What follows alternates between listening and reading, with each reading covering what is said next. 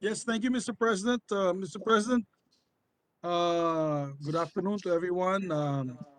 Since it's a resumption of our session yesterday, there would be no roll call. However, there are additional reference of business, Mr. President.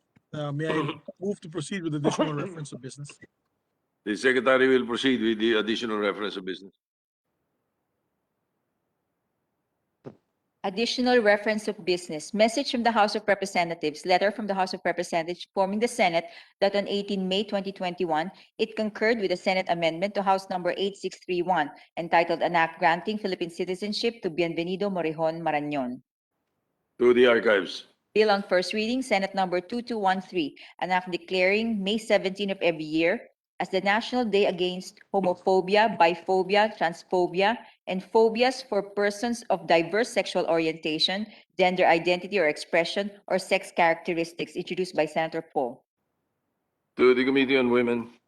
Resolutions, PS Resolution Number 727, resolution directing the appropriate Senate committee to look into, in aid of legislation, the dismal performance of the service contracting program under the Bayanihan to Recover as One Act in order to seek clarification on the issues surrounding its implementation and assess the capacity of the Land Transportation and Franchising Board, LTFRB, to undertake such program with the end in view of hastening its implementation and ensuring that the objectives of the law are realized, introduced by Senator Poe.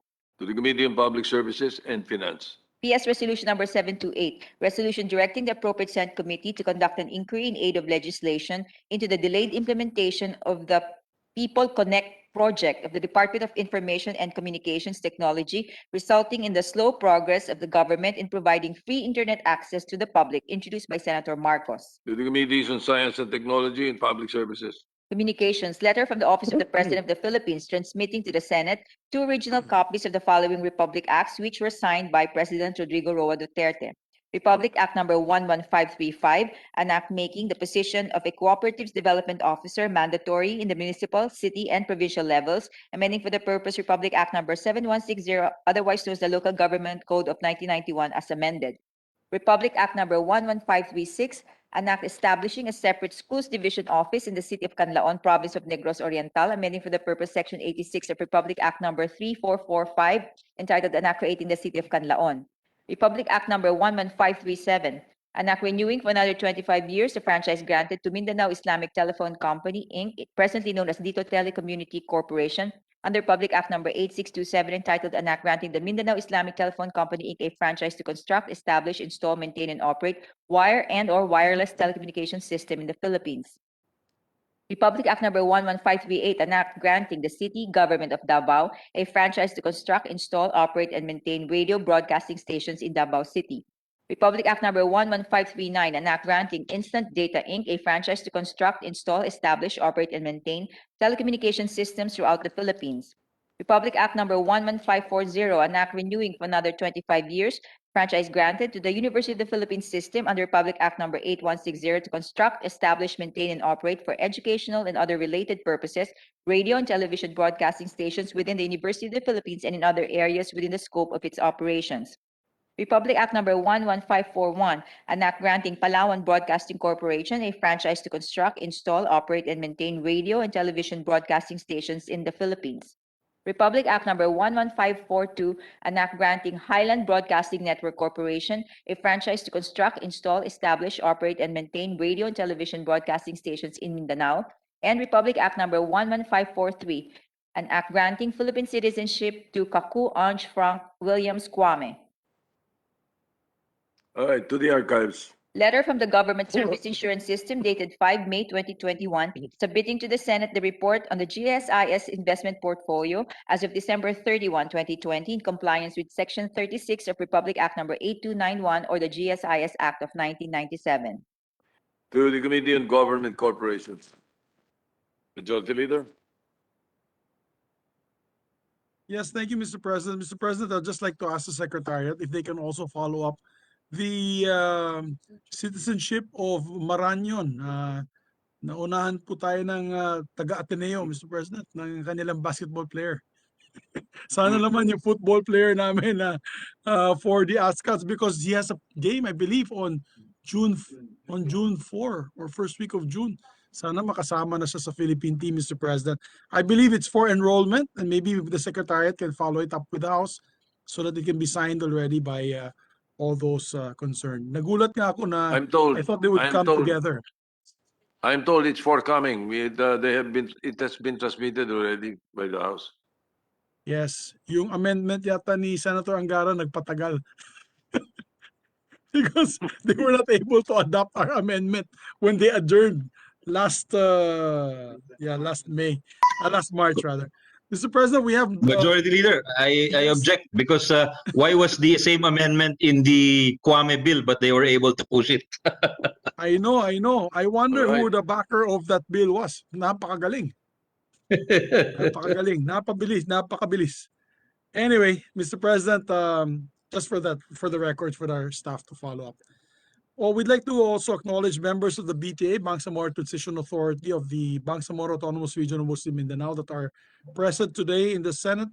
We have members of Parliament, MP Ubaida Pakasem, MP Ana Tarhata Bazman, MP Mohir Asnin Pendatum, MP Abubakar Idris, and Minister Nagib Sinarimbo is also with us, Minister of Interior and Local Government, Mr. President. All right. We welcome the bar officials to the Senate this afternoon.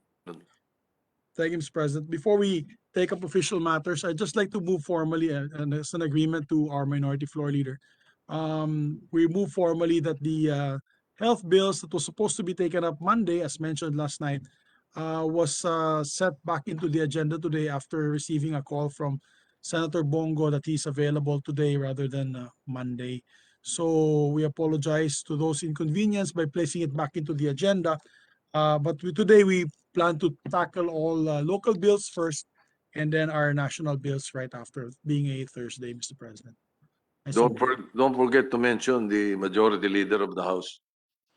Yes, he had called me. Yes, actually, I had a Zoom meeting with him yesterday, Mr. President. Yes. Thank you, Mr. President. For the record, may we recognize our distinguished minority floor leader, sir? Yes, minority leader is recognized. We have no objection to the proposal and manifestation of the majority leader, but for purposes of our record, the agenda for Monday's session, in effect, was approved by plenary yesterday when the local bills were requested to be calendared on Monday and nobody objected. So the calendar for Monday bears the imprimatur of the plenary yesterday. Today, I see in the agenda that it has been changed. Since it is the decision of the plenary that the calendar on Monday will deal with the local government, with the local bills, particularly the hospitals, may I request the majority leader to file or to make a formal motion to include this in the agenda today, because there was a decision of plenary to put it in the agenda of Monday. We have no objection. Let me clearly state that. But just so for purposes of future action, because we only rely here on precedents. There's no judge that can tell us what is right or wrong. So we rely on precedents. And the precedent yesterday was that the agenda was set by plenary. We cannot just simply change it without a formal approval and motion of the plenary. Thank you, Mr. President. All right. We understand the point of the minority leader, and therefore, in order to avoid any precedents set, we ask the majority leader, Senator Zubiri, to formalize the motion. Yes, Mr. President, I already proposed the formal motion earlier to include it in the agenda today, Mr. President. All the local bills, particularly the bills on hospitals, increasing bed capacities. I so move, Mr. All President. right. All right. Any objection? Chair hears none. The motion's approved. Thank you, minority leader. Thank you, the majority leader. Thank you. Thank you You may as now well to the proceed. minority floor leader. Thank you, sir. If I believe the first item on the agenda on the Bangsamoro is still being routed for signature, so we can take this up in a later hour, Mr. President. Moving forward from our, before we take up other measures, we just want to approve already, finally, the journal, rather, yesterday's, or the journal of May 18. So I move to dispense, Mr. President, with the reading of the journal of the 60th session, May 18, 2021, and consider the same as approved. I so move, Mr. President. Any objection? Chair hears none. The journal of May 18, session number 60 is hereby approved. So while awaiting, Mr. President, for the bill on BARM, we can take up local bills, Mr. President, for interpellation. I move that we resume consideration of House Bill number 2582 and recognize the sponsor, Senator Christopher Bongo, and to continue his interpellation, our distinguished minority floor leader, Senator Franklin M. Dillon. All right, thank you. Any objection? Hearing none. Consideration of 2582 is in order. Senator Christopher Bongo is recognized to continue sponsoring the measure and to interpolate, continuing interpolation of the minority leader, Senator Frank Dillon.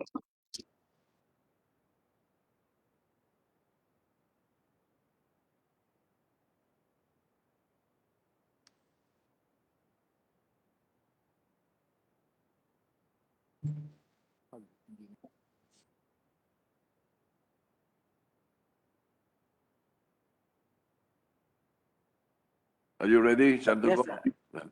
yes, Mr. President.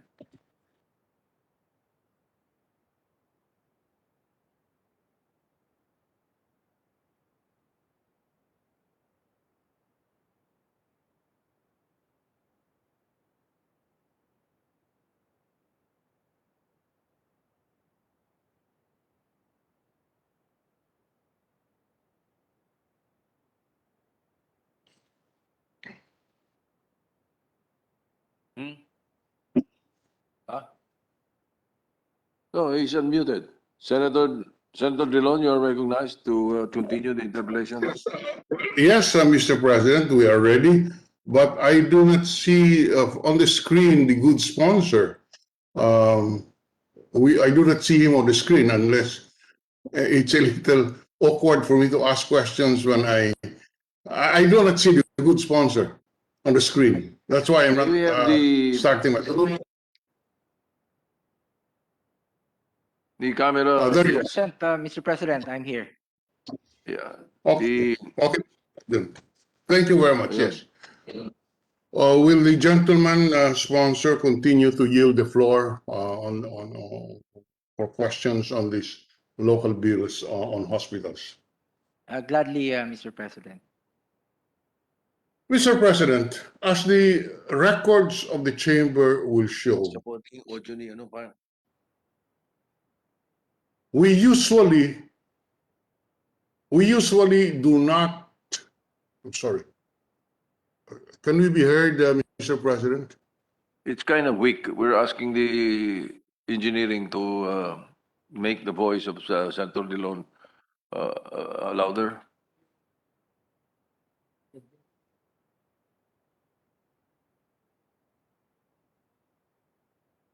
Okay, can you try again, please? Okay. Yes, Mr. Done. President. Okay. Mr. President, as the records of this chamber will show, usually this chamber will not look into much detail on bills concerning increase in bed capacity and matters related to local hospitals. However, there is a recent case which prompts us to spread into the record certain policy issues that we have to decide because of the precedent that it will set. And I'm particularly referring to the case of Governor Mandanas versus Secretary Ochoa. For the record, can the good sponsors spread into the record what is the Mandanas ruling for purposes of establishing the basis of our debates?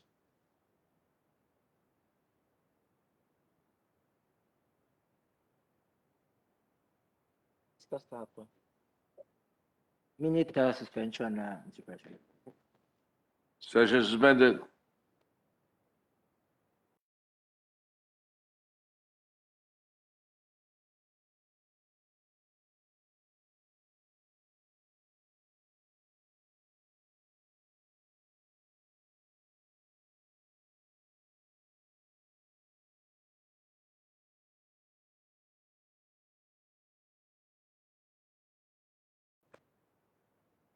Um,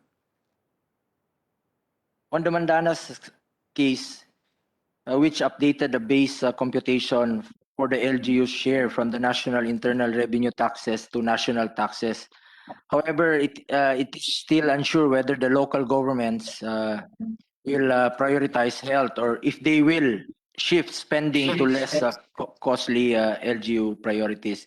And the DOF estimates that the era of the LGUs will increase by 233 billion, or about 27.61 more in 2020, that could address the mismatch between the era and the cost of devolved functions.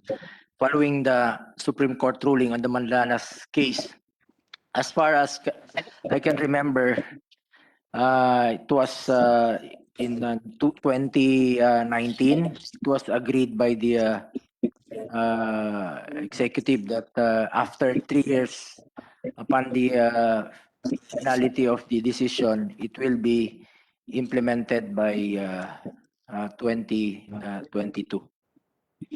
Okay. So I'm sorry, did I hear the amount, sir, to be 233 billion? Because yesterday I recall a different amount of 260 also. What is the final figure, Mr. President? It was updated only by DBM today. We checked with the DBM. Okay. So Mr. how much President. is the final figure? 234 billion, Mr. President. 234 billion now.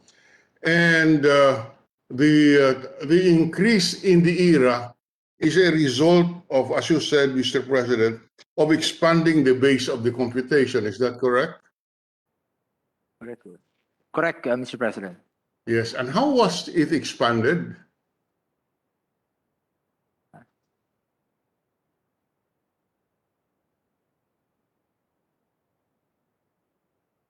Minute suspension. It was the Supreme.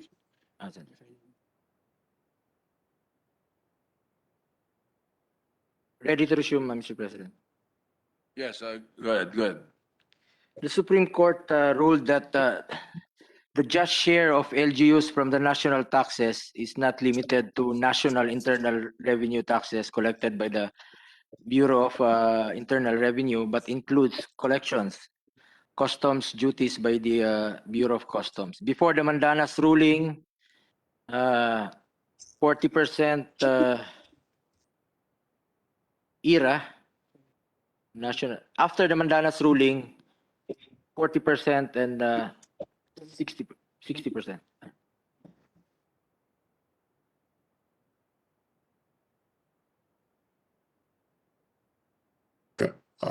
So I'm sorry, sir, I did not catch the answer. The answer is the Supreme Court expanded the base of the computation of the ERA to include customs duties. Is that the answer, sir?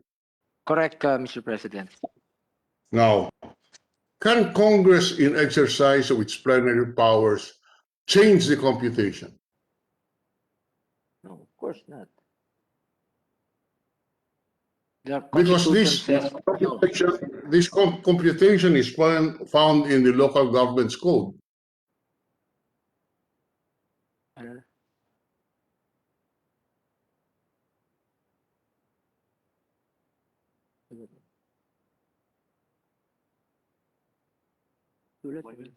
Oh, 1 minute suspension, Mr. President.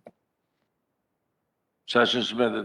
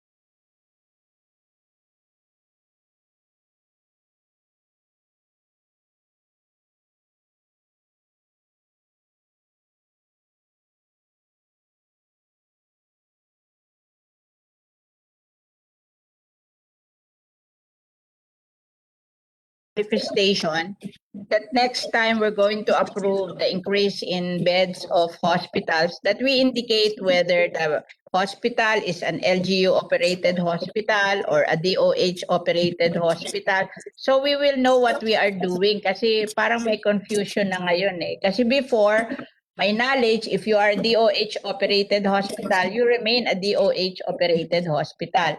And if you are an LGU, what is the definition ba? Kasi hindi malinaw to mga ospital na to kung DOH to or LGU to or what not. Kasi yung district hospital ba ho, LGU operated yan or national DOH operated? We should clarify kasi so we will know what we are doing.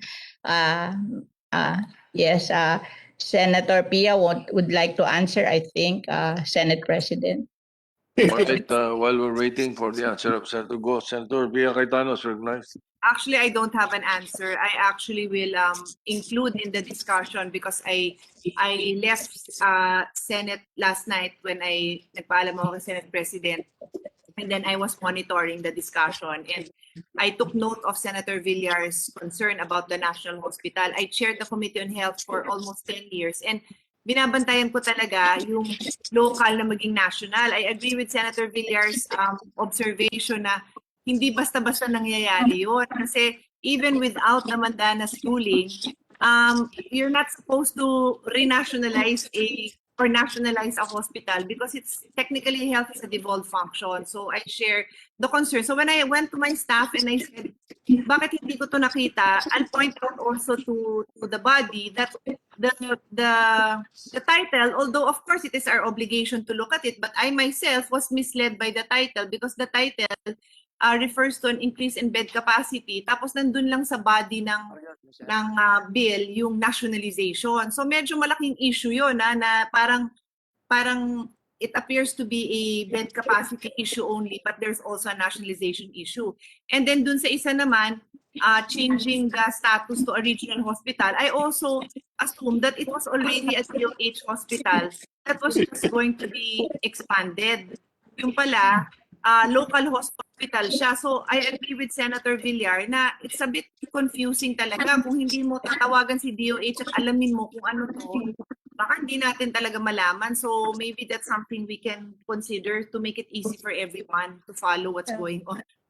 Yeah, I think we should include that in the title na kung i-convert into national, sabihin doon sa title para alam natin. And if it is a local hospital, alam natin na local hospital.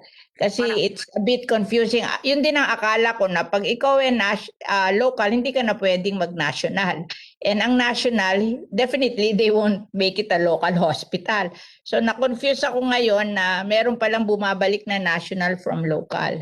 Oo, na hindi natin alam. It's just ang increase in bed capacity ang alam natin. It's just to clarify. I'm not against it, but we should know when we're passing the law what it is, di ba? We should not be confused. Yun lang. That's why while we're waiting for the answer, I thought that we should discuss this because this is a policy issue. And I think when we are, kasi para sa atin, automatic increase in bed lang. Yung pala, nagbabago na yung status ng hospital. It will transfer from the local to DOH. At least we should know. Hindi naman masama yun, but we should know what we're doing, di ba? Exactly, Mr. President, if I'll add, that's exactly the same sentiments. We should know what we're getting into or what we're passing because when we allow the national issue to take over, that really changes the whole policy. It's a policy issue. So in fairness naman sa ating sponsor, kasi if you recall, I made the manifestation, Majority Floor Leader, when we started this. And yung manifestation ko is, I just want to be sure that all the requirements of DOH are met. So I'm told that those requirements were met. So I now question the policy of DOH na, bakit kayo pumapayag? Kasi the policy is, I looked at it, basta may resolution ang local na gusto nilang ibigay, kasama na yan sa requirements na pwede na. Ganun na lang ba yun? So pag umayaw na lang ang local, they can shirk their responsibility and turn their back and say, national, take over na kayo. Ayaw na namin mag-handle ng ano. So I'm a little And yet, confused with DOH kung ano talagang policy nila. and yet this is a devolved function. Therefore, there should be no discretion. Now, I also don't know on its face if these are primary, secondary, or tertiary because technically devolved ang primary. So, again, we need to know what we're dealing with so that we can ask the right questions, di ba? We can then proceed on helping shape that policy. Kasi otherwise, I don't even know where to begin.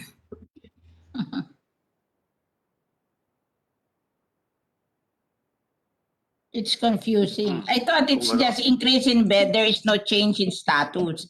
But now it seems that there are many changes in status and we don't even know. Dapat at least sabihin man lang do sa title na they're Yun nga. changing it to from a local hospital to a national hospital. Mr. President. Yes, Senator Tiberos. Thank you, Mr. President. Just to add to the discussion, tingin ko rin po in considering this bill and the other bills like it at yung mga points na ni-raise na ng mga colleagues natin, we have to consider the bill in the context of the universal healthcare law. Kasi kaya nga natin din ipinasa iyan was precisely para kilutin yung unintended fragmentation of the health system dulot ng implementation ng local government code, particularly yung devolution ng health functions. Kasi doon na rin po sa UHC law nakalagay yung service delivery network, yung buong sistema ng mga, yung sinasabi ni Senpi, halimbawa, primary, secondary, tertiary, hospitals and other facilities, kung nasa saan yung management ng Department of Health dyan, outside of which, LGUs na talaga, and how all of these should complement each other. So, yun lang po yung gusto kong idagdag, Mr. Chair, na actually yung parang Magna Carta of all this is really the UHC law and which demands and can provide us the answers to the issues being raised by our colleagues. Thank you, Mr. President. All right. So, Senator Go, are you ready to respond? Budget. Anything else, Senator Villar or Senator Cayetano? Go ahead. I'm just feeling in the space, so feel free to cut me off. Ayaw nyo na marinig yung boses ko. Pero, I'm just trying to make this discussion interesting. So, under the bills, I'm not... Mr. President, can you suspend the session so that we can discuss freely? We're not- Yeah. Right. Critically. The session is suspended. Okay, go ahead. Anybody?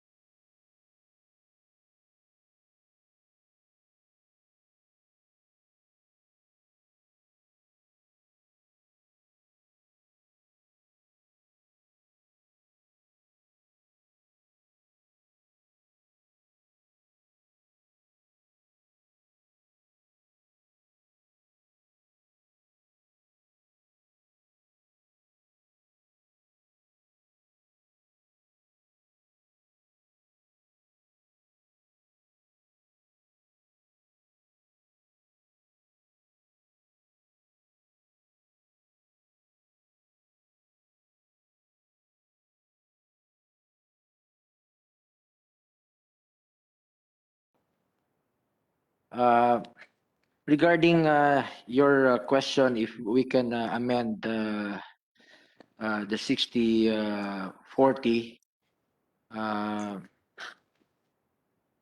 60. distribution, which is embodied in the local government code, Congress has the plenary powers. Anyway, Mr. President, we took our time to re-evaluate our whether to push through with the sponsorship of the two re-nationalization bills. Mr. President, if we cannot agree on the issue of renationalization of the two hospitals, we can just consider these measures when we are certain of the direction of the executive department on how they will implement the Mandana's ruling. Since up to now, we haven't yet received the budget. I think it will be submitted by the time of SONA, by the reopening of our session on July. The House bills for renationalization of Benguet General Hospital and Lanao del Norte Provincial Hospital were approved in the House of Representatives last year, June 3 and August 25 respectively. This is before the DOF and DBM announced in February 2021 that an executive order is being drafted, still being drafted, for the full devolution of some government functions. And just for the record, I believe the issue of devolution is a matter that we should look into. As I have mentioned, 30 years since the passage of the Local Government Code of 1991, the local government still experience issues and challenges on health devolution. This is evident with what we are experiencing in this pandemic. The national government also failed to invest in necessary health services. Clearly, something is wrong with the current system. This is a policy issue that we have to study and discuss extensively. Ako naman po, gusto ko lang pong makatulong ano po yung makakabuti sa ating mga kababayan. Kung hindi po kaya pondohan po ng LGU hospital, mabuting tulungan na lang po ng national government. For example po, itong sa Benguet General Hospital, it is currently run by the local government units, but it caters not only to the people of Benguet, but also to nearby provinces such as Ifugao, Mountain Province, and Ilocos Sur. While the Lanao del Norte Provincial Hospital not only caters to the people of Lanao del Norte, but also to Zamboanga del Sur, Lanao del Sur, and Misamis Occidental. And based on experience, Mr. President, halimbawa po sa Davao City, itong Southern Philippines Medical Center po, it's run by DOH right now. Marami pong, just like itong Benguet, no, run by LGU. Napaka-unfair naman po na pera po ng Benguet gagamitin po sa hindi residente ng mga taga Benguet. Budget po yun ng mga taga Benguet. Pero hindi naman po maiwasan, bawal pong tanggihan yung pasyente ng mga taga Ifugao at saka taga nearby provinces. Katulad po sa Davao City, marami lumalapit sa City Hall ng Davao City. Minsan po, they change address para lang po maging residente po ng Davao dahil hihingi po ng tulong doon. Pero sabi ng COA, bawal gamitin po yung pera ng Davao City sa hindi residente ng Davao, which is legally true. Pero paano mo pa naman po tatanggihan yung mga pasyente na nagmamakaawa, yung mga mahihirap nating kababayan, pag pumunta na po doon sa hospital? Kaya nga po, wala tayong pili dito. Ito naman pong sa Benguet, kaya siguro gusto na nilang i-turn over po sa DOH through renationalization, para po ang DOH na po magpatakbo. Dahil po marami pong hindi nga po taga Benguet, taga Mountain Province, taga Ifugao, taga Ilocos Sur pupunta sa kanila. So yun po ang purpose nun. But the problem right now is wala pa pong definite budget na sinasubmit po ang ating executive by July pa po yan. So para sa akin, just to leave this matter behind, we can wait for the executive order to be issued so that we would be properly guided if we can indeed renationalize these hospitals, since they are providing basic services with the interjurisdictional benefit. We can also await the actual figures.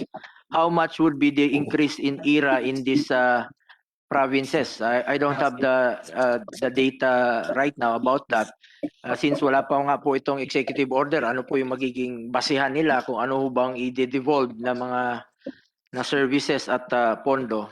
In the meantime, let us discuss the remaining 13 bills, which I hope we could pass swiftly, since they are simply upgrading the bed capacity and service capability of hospitals or establishing new hospitals where a health facility is badly needed. These bills were already endorsed by their local government units and were already vetted and supported by the DOH. Kung ang atin naman pong layunin ay tulungan po ang ating mga kababayan, na ako, galing lang po ako doon mismo sa isang ospital ngayon, talagang kulang po. Yun nga ang target natin, hindi umabot sa 100% capacity at ayaw nating bumagsak ang ating healthcare system. Tutulungan na lang po natin kung kahit na 10 hospital beds lang po yan, malaking tulong na rin po yan dahil nandito po tayo sa pandemya, Mr. President. Ako po mismo, pupunta po talaga ako sa mga hospital, nakahilera dyan. Minsan, isang kama, 2 pasyente po magkakatabi. Paano gagaling yung mga pasyente natin kung ganun po ang kanilang kinakatayuan? Nakakaawa po talaga, Mr. President, ang ating mga kababayan. Huwag na po natin ipagkait sa kanila. Among the 15 bills that your committee is supposed to sponsor today, what are the 2 bills that have an issue on national? That's the Benguet General Hospital, Mr. President, and also the Lanao del Norte, Mr. President. Yung dalawa na yun. We All can right. just leave this matter behind until we can have the actual figures, how much would be the increase in ERA in these provinces. Wala naman po sa atin, nasa DBM pa po yan ngayon, and they're still drafting the executive order. I have spoken with the Secretary Dominguez and Secretary Abisado last night after the suspension of our session. So, Mr. President. number 10. Oh yeah, the minority leader is recognized. Mr. President, do I understand from the manifestation of the good sponsor that we will table the deliberation insofar as Lanao del Norte Provincial Hospital and Benguet General Hospital? Yes, yes, Mr. President. Yes. Just to hoping that the 3 remaining bills, 13 remaining bills could pass swiftly. Ano Okay, yung thank you. Lanao del Norte and Benguet? Number 10 and 11. All right. Yes. Now, Mr. President, my question before the break was, can we amend the Mandanas ruling and just limit the ERA to internal revenue taxes collected by the BIR? No, Mr. President. Why not, Mr. President? Can we spread into the record why not? Why we cannot? The Mandanas ruling only clarified from what sources the ERA of LGUs can be taken. These sources are all the national internal revenue taxes, including the tariff and customs duties. Yeah. I'll be more specific, Mr. President. Can Congress enact a law saying that customs duties are excluded from the computation of the ERA? No, Mr. President.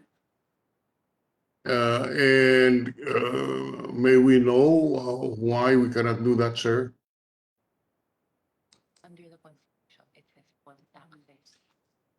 Under the Constitution, Mr. President, it says all taxes, Mr. President. Which was clarified by the Mandanas ruling, Mr. President. May I Sir, ask a question? With the permission of the Senator Go and Senator Rilon, Senator Villar, you're recognized. I just want to ask the question, Mr. Senate President, that if we include the tariff, for example, the rice tariffication law comes from the tariff from rice. So if you include that in the Mandanas ruling, where will the rice tariffication law come from? Where will they, we passed the rice tariffication law because we decided that whatever tariff we can collect from rice import, we give to the rice farmer in terms of the Rice Competitiveness Enhancement Fund. Now, if the Mandanas ruling will get the tariff from rice, where will they get the Rice Competitiveness Enhancement Fund? That would be very difficult. A very good question, Mr. President. I have been a lawyer for 50 years. I haven't thought of this question being raised by Senator Cynthia, that indeed the Supreme Court decision says, in effect, customs duties, which is a tariff, is included in the computation.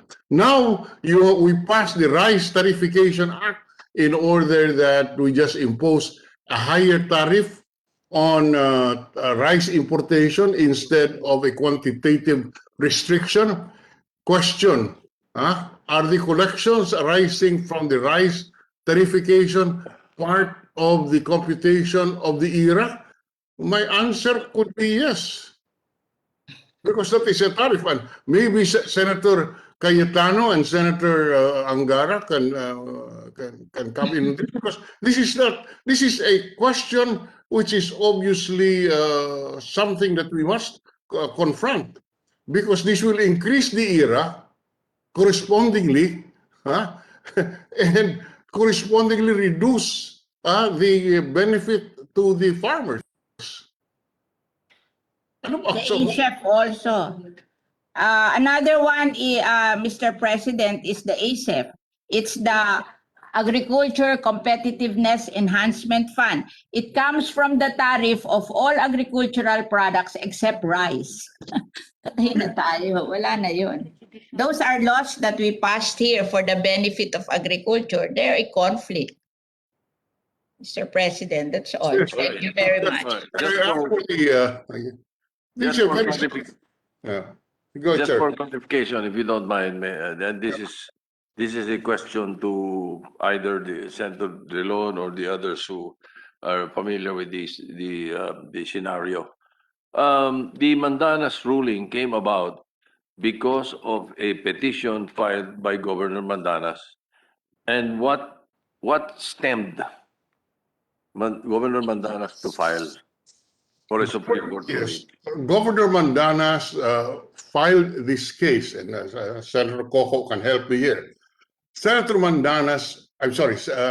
Mandanas to file this case against Secretary Ochoa as the nominal party, because the computation of the ERA is based on the taxes collected by the BIR. And according to Governor Mandanas, that is not allowed, because the computation should be based on the monies collected by the customs, by the Bureau of Customs.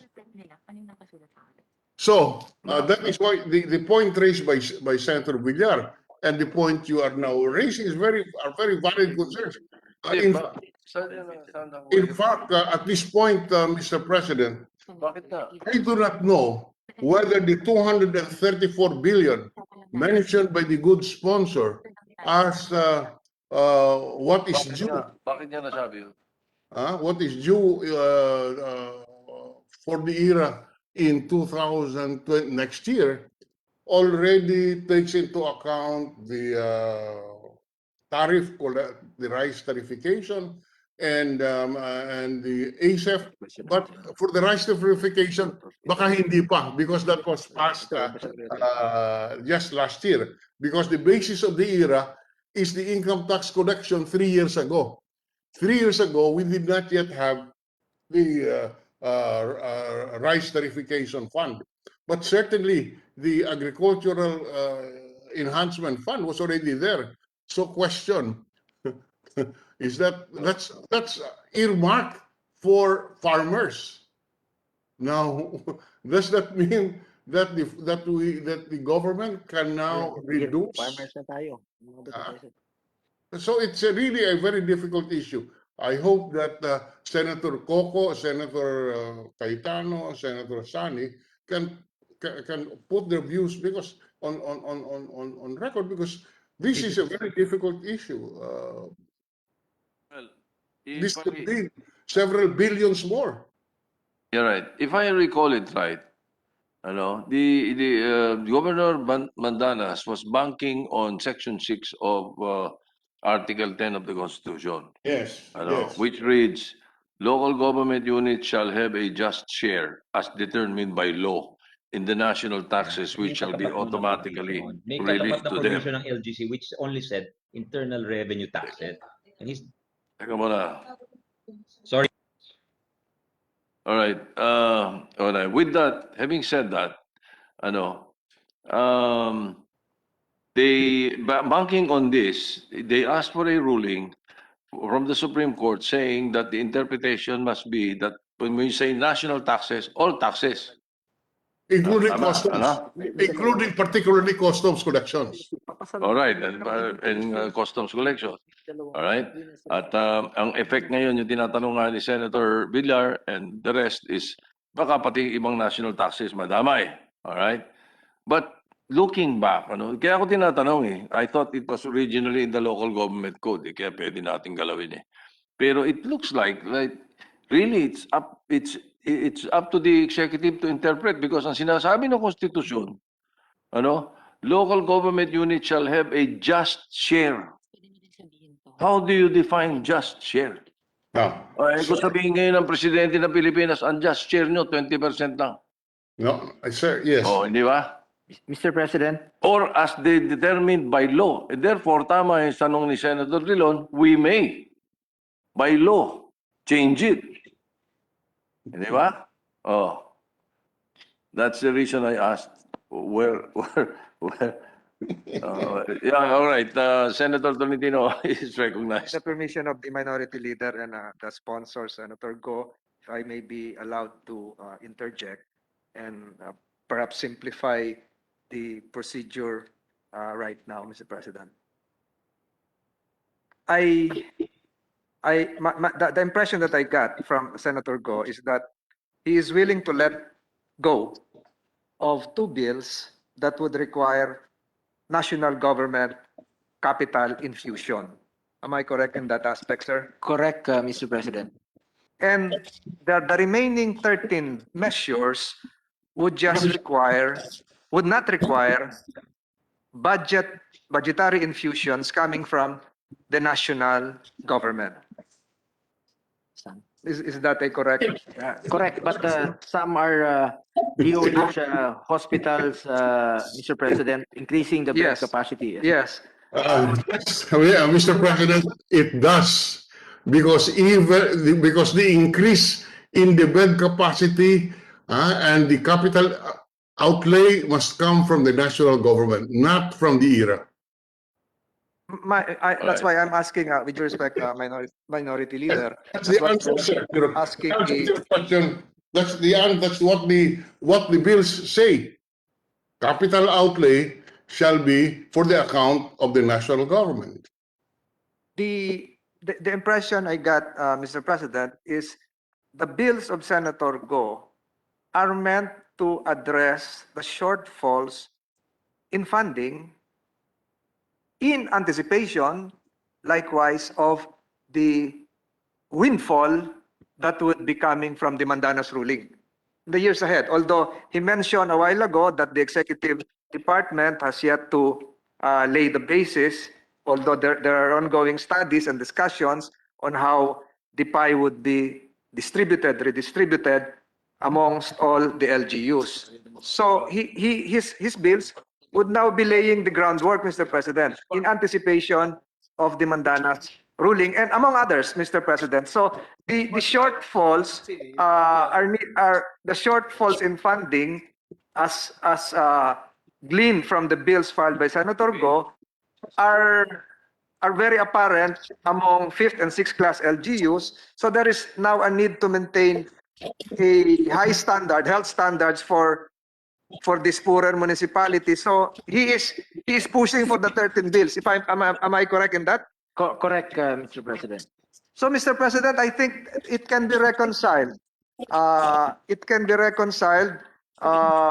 The issues raised by the minority leader, as well as the intention of the author, can be reconciled in a manner that would provide a higher standard for locally funded LGU hospitals wanting more facilities and personnel, additional hires, so to speak, because as his honor would say, and I quote, there is a health services devolution burnout. So I think if both gentlemen would agree, the measures being proposed by Senator Go would not be contrary to the, I hope I am correct in my interpretation, would not be contrary to the questioning, the line of questioning propounded by the good minority leader, Mr. President. Please do not interfere with my line of questioning. You should give some respect. I'm not, with all due respect. That's why I asked the permission of His Honor if I would be allowed to interject. No, when you question my line of questioning, that is out of line. You should accord me the appropriate respect na naiintindihan ko yung tanong ko. I mentioned my impression, with all due respect. So, Yes. that's all, Mr. President. That's why I just want to clarify. That is why I am correcting your wrong impression.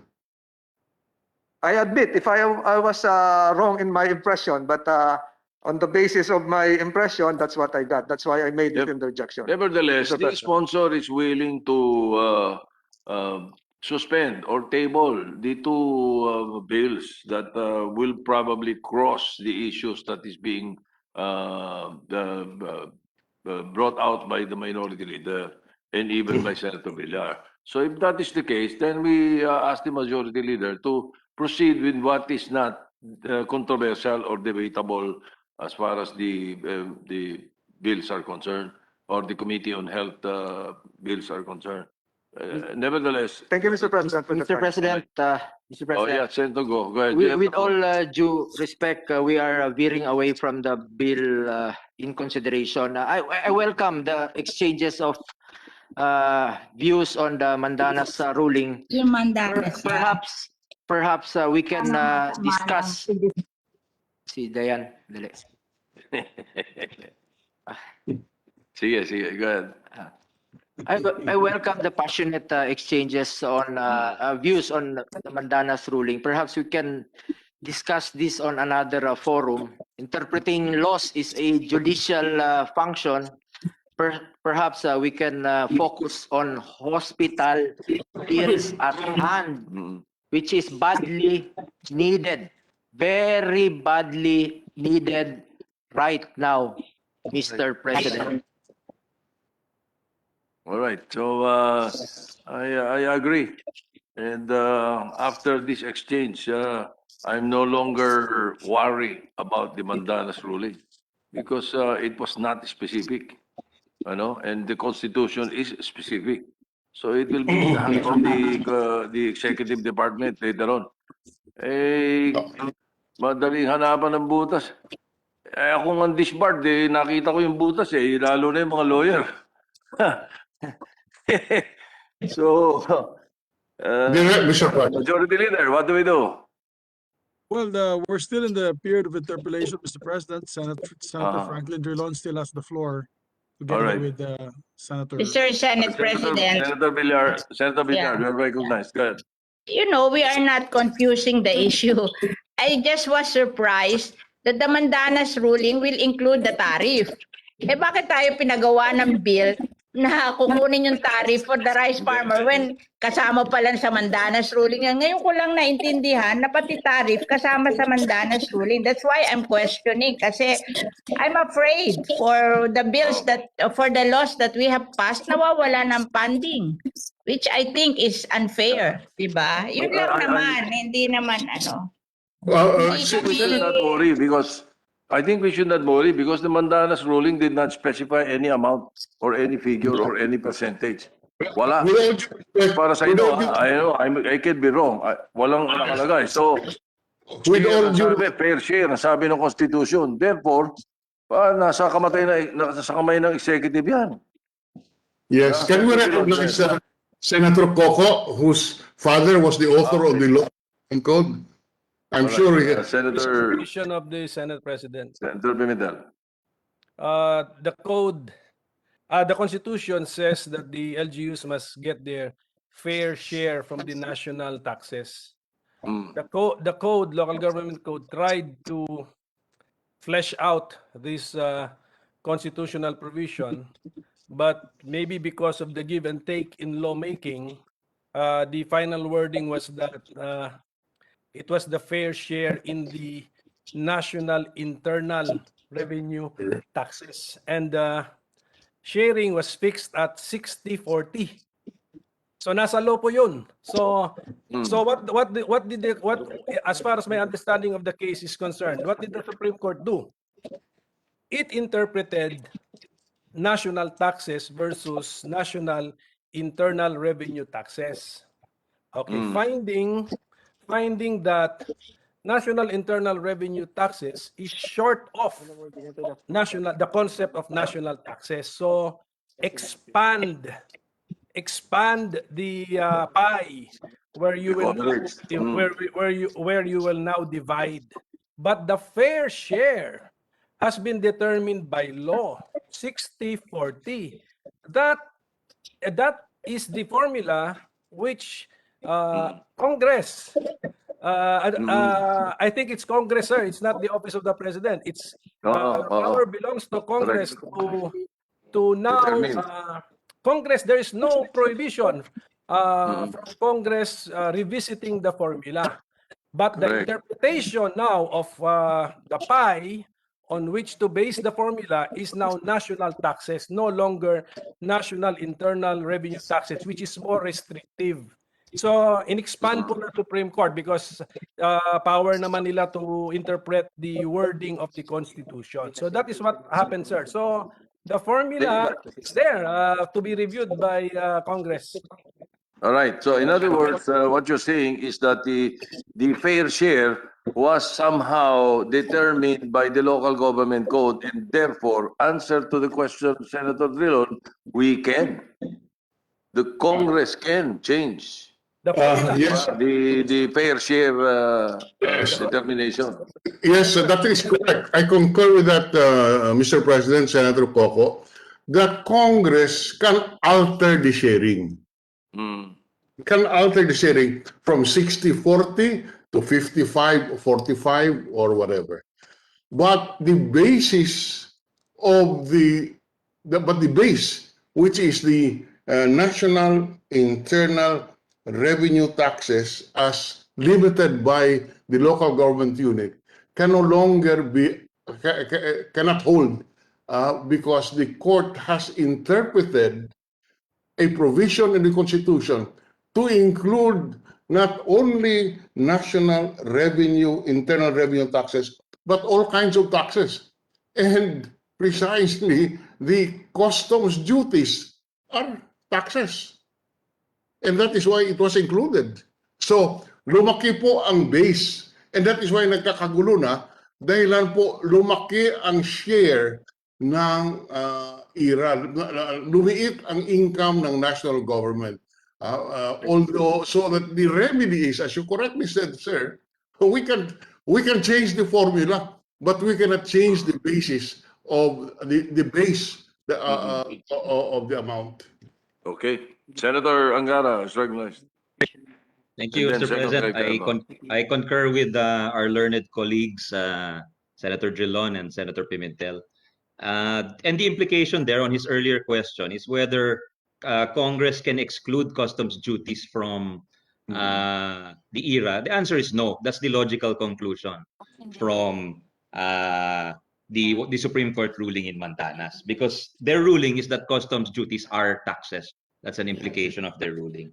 And in fact, I quote, strictly speaking, customs duties are also taxes because they are exactions whose proceeds become public funds. According to Garcia versus Executive Secretary, customs duties is the nomenclature given to taxes imposed on the importation and exportation of commodities and merchandise to and from a foreign country. So what if we want to give a bigger share to the national government or to the local government, then it's the sharing. Tama si Senator Dillon. We must tinker with the formula for sharing, but we cannot change the pie, the definition of the pie, because that is set forth in the Constitution. And the Congress, although it has plenary powers of legislation, cannot change the interpretation of the Constitution made by the Supreme Court, Mr. President. I only wanted to add that to what was said Mr. earlier. President, can I ask a question? Mr. President. Senator Villar. Now, I want to ask, what will happen to our Rice Competitiveness Enhancement Fund and Agricultural Competitiveness Enhancement Fund? We were made to believe that we will exact to allow the importation of rice. We will exact tariff, and the tariff will go to the program of the rice farmer.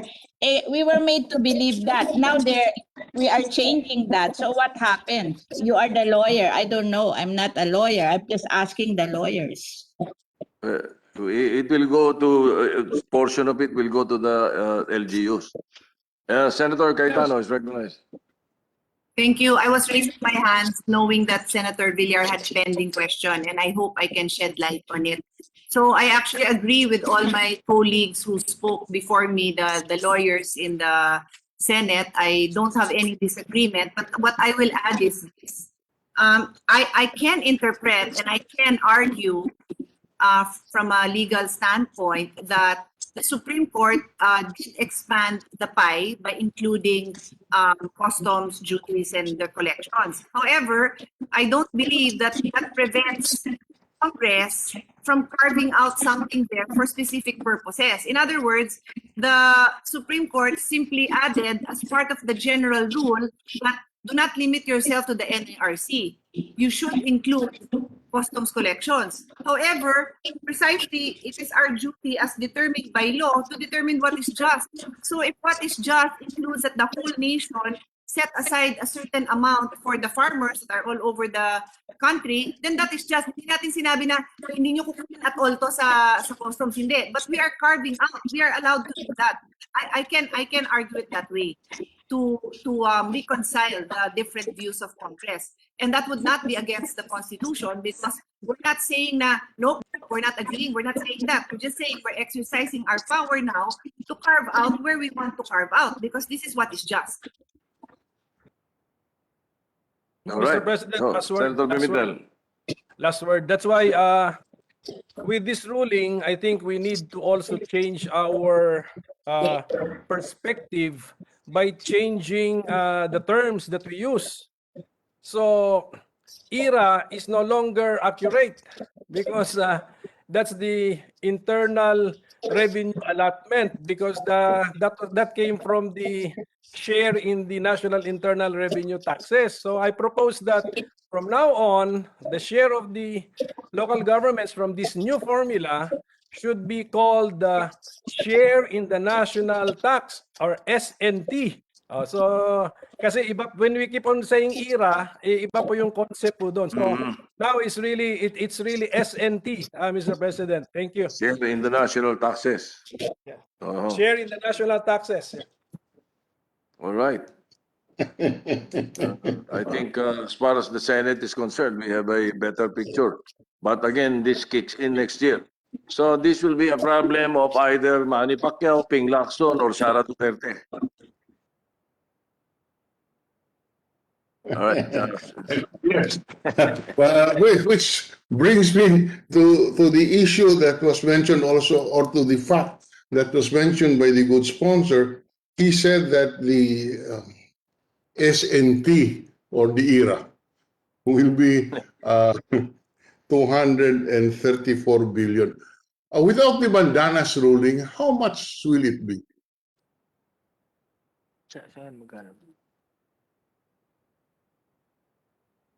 A minute, Mr. President. Session suspended.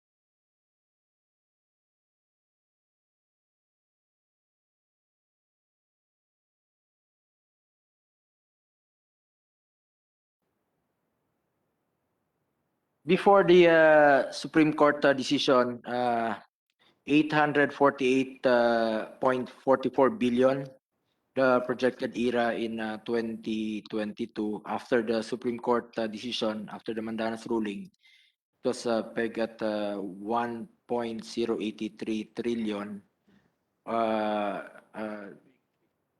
increase of 234 billion point 39. Now it will be called NATA, National Tax Allotment. Well, it is so. Would the sponsor agree that the Mandanas decision really will limit the fiscal space of the national government and will affect its ability to fund the strategic priorities? Yes, Mr. President. Malaki pong So, kawalan yan sa ating national government. malaking kawalan sa pamahalaan po yan. Malaki. Kaya yung Ngayon, congressman, mayor na kayo. kaya nga, that is why, because malaki ang impact sa ating national government, sa ating national projects, we should be careful. The policy of the Department of Budget is to let the devolved agencies or offices really function or take over the devolved function. I am looking now at this national budget call for fiscal year 2022. This is an official publication of the Department of Budget and Management, and here there is on Annex 1. One of the departments which are specified is the Department of Health. And here, the budget call specified what should be devolved. Health services, including hospital, which includes hospital and other tertiary health services. And then that's for the provinces.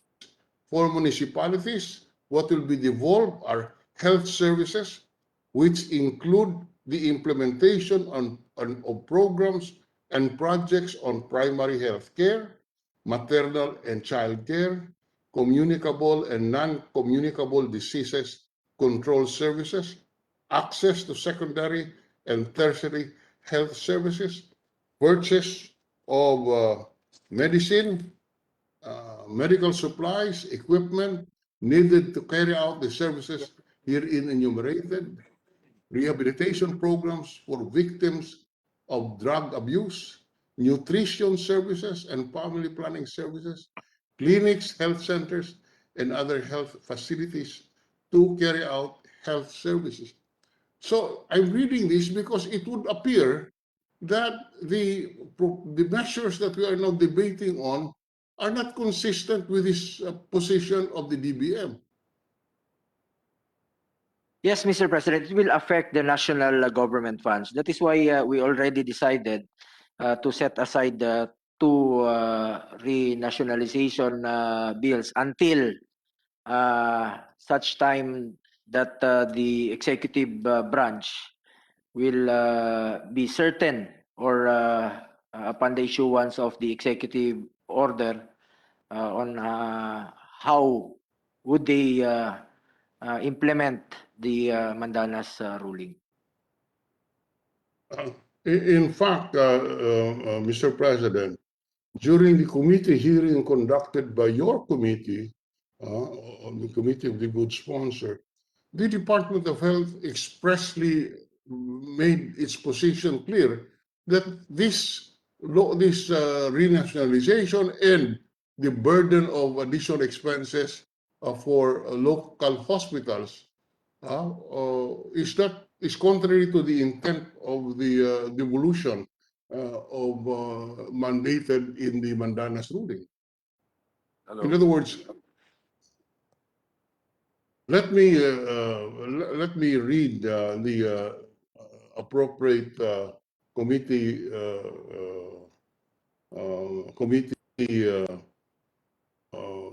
transcript on this.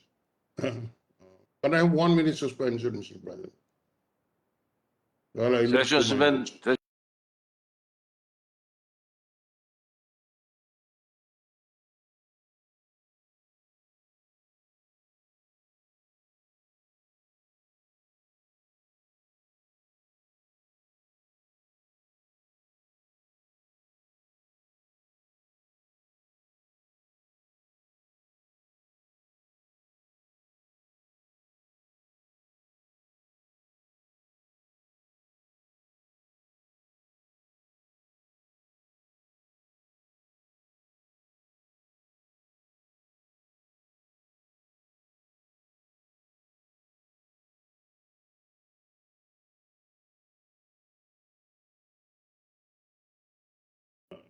told the committee that the establishment of hospitals through legislation will run counter to DBM's effort to mitigate the impact of the Mandanas ruling. Let me quote for the record the testimony of Miss Pilapil. Sabi, may I note po, galing po sa my principal, na the proposed measures runs counter to the initiatives in mitigating the impact of the SC ruling in the Mandanas case. So even the DBM has expressed very serious reservations about additional burden to the national government for health services, and this is reflected in the records of the committee hearing and in the and the budget call of the DBM. My position is that these bills run counter to the policy of DBM.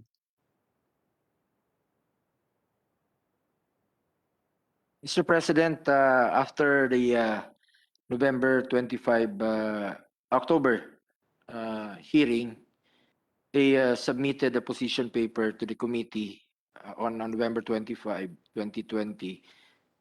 In view of the foregoing, we interpose no objection to the proposed legislative measures subject to the above mentioned inputs and the comments and recommendations of the DOH, which is in a better position to assess the viability of increasing the bed capacity of the subject hospitals and establishing the health facilities, Mr. President.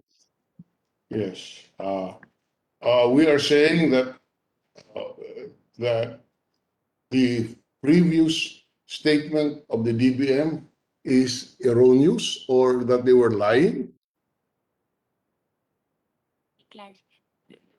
That's their official position, Mr. President. Well, when they appeared before the Senate, that was also an official position. They clarified with their recommendation, Mr. President. They submitted a position paper to the committee after the hearing, Mr. President. Yes. To be candid with you, Mr. President, I would rather rely on the position taken by the DBM, which position is was given without any tinge of pressure. Mr. President, since we cannot fully deliberate on these two renationalization bills, considering that I previously mentioned on missing data information, maybe we can just proceed with the other 13 hospitals on the agenda today, Mr. President. Yeah, Yes. but yes, but we can proceed with that. But the general principle of burdening the national government with services which are already devolved remain the same. For example, just as an example, an act establishing a general hospital in Barangay Lacaron, Municipality of Balita, Province of Davao, to be known as Davao Occidental General Hospital, and appropriating funds therefore. This is still putting the burden on the national government, the health services, which are devolved. So it is not only on those two that you mentioned, but even on the other bills under consideration, the national government is being tasked to appropriate funds for a devolved service. Pero kasama na rin. Kasama nito sila ngayon. A minute suspension, Mr. President. Yeah, before that, perhaps you can look into the other ones who are simply just adding additional beds. Wala pa siya. Check on that. Anyway, yes, session suspended.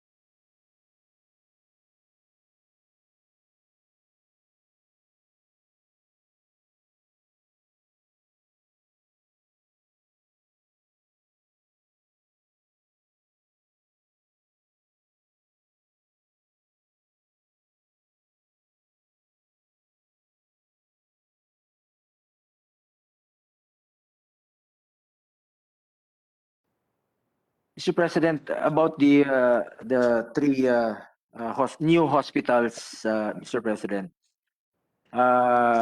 why not the LGU establish their own hospitals? That are the questions. Alam niyo po, kung kaya lang po ng LGU na magtayo ng hospital, noon pa sana nilang itinayo yan. Kahit na po tataas ang IRA next year or NATA, hindi po rin natin hawak ang priority ng LGUs. For example, the three hospitals I'm referring to, Mr. President. The Eastern Pangasinan Regional Medical and Trauma Center. Meron pong regional hospital dyan po sa Dagupan City. But malaki po ang Pangasinan. People residing in Eastern Pangasinan have to travel long hours to receive emergency medical services and trauma interventions. This is a regional hospital which is not under any province, Mr. President. Itong Eastern Pangasinan, pwede pong pumunta rito yung mga taga La Union, pwede rin pong pumunta rito yung mga taga Tarlac. Napakalaki po ng mga taga Nueva Vizcaya, Nueva Ecija and Eastern Pangasinan. Hindi naman po siguro ito masasagot ng probinsya po ng Pangasinan kasi it will cater nga po to all nearby provinces. Pilipino rin po ang kinikater nito mga hospital na ito. And also Davao Occidental General Hospital, Mr. President. Residents from the province of Davao Occidental, ako, taga Davao region po ako, with advanced medical conditions will have to travel approximately around 201 kilometers to receive emergency health services. 41% of the barangays in Davao Occidental are classified as geographically isolated and disadvantaged areas, meaning they are isolated po talaga due to distance. Ang pinakamalapit po na hospital dyan, yung Southern Philippines, which is in Davao, napaka-layo po. And another, the Senate President, Neptali Gonzalez General Hospital, the primary clients of this hospital is inpatients and outpatients of NCMH DOH hospital who, in addition to their mental condition, have medical and surgical needs. Ang nandyan po ngayon sa Mandaluyong, ito po yung mental hospital, Mr. President. Malaking tulong po ito. General Hospital na ito, yung Senate President Neptali General Hospital. Makakatulong po ito sa mga residente po ng Mandaluyong, San Juan, and even Makati, Mr. President. Mr. President, I guess we are talking on different planes. We are talking about policy issue here and as enunciated in the local government code, and that is the devolution of health services. That was a policy issue debated upon extensively. Mind you, sir, I am not against expanding our hospitals. It should be expanded. Our health system is one of the weakest, as shown by the pandemic experience that we have for the past year and a half. What I am raising is who should fund this? Under the policy today, it should be funded by the local government. Mr. President, Can I finish? you are saying that you are not against the establishment of finish, this Mr. hospital, Mr. President. Can I finish? Allow the minority leader to finish, and then we Sorry, go ahead. Mr. President. It was choppy. Go ahead. Go ahead. The policy that was decided when Congress enacted the local government code is that health services will be devolved. And that policy has been there. Now, what we are doing in these bills is change that policy. As I said, I am not against helping these hospitals. If we want to change the policy, we can, and remove the health services as a devolved service, so that there is uniformity. We will not be pressured by 300 or so local hospitals to be renationalized, because then the policy is already to renationalize them. Today, we are playing God. We're saying that only certain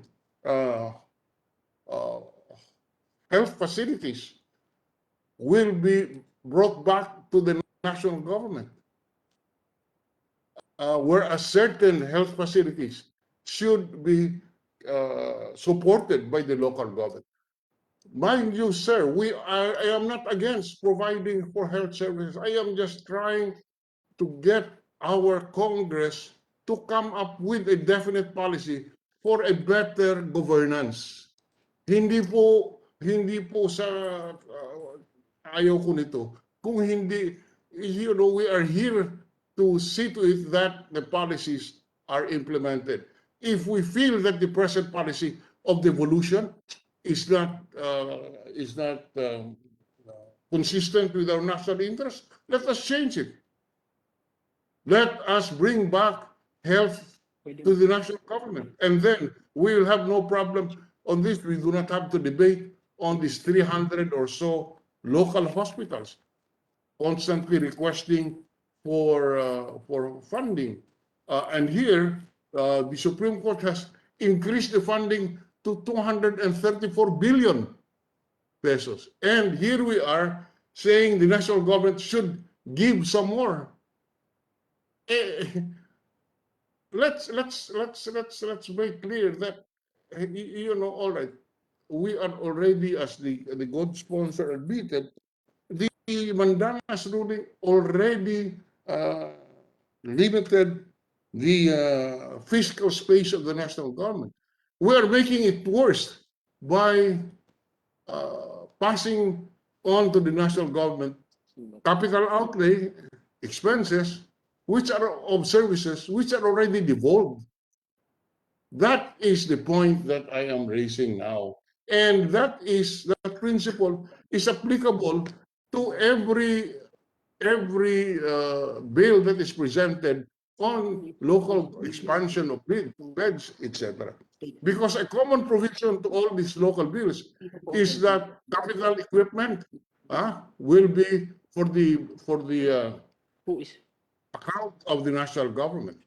And in the case of the two mentioned, we will even revert the whole hospital to the national government.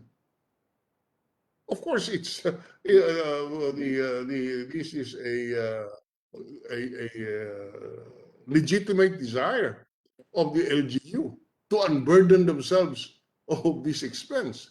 But as I said, we have set the policy in the local government code, and therefore we must change that policy if we want to. I am willing to review that. So with that, Mr. President, can I ask for 1 minute suspension so that we can mull it over? Session suspended.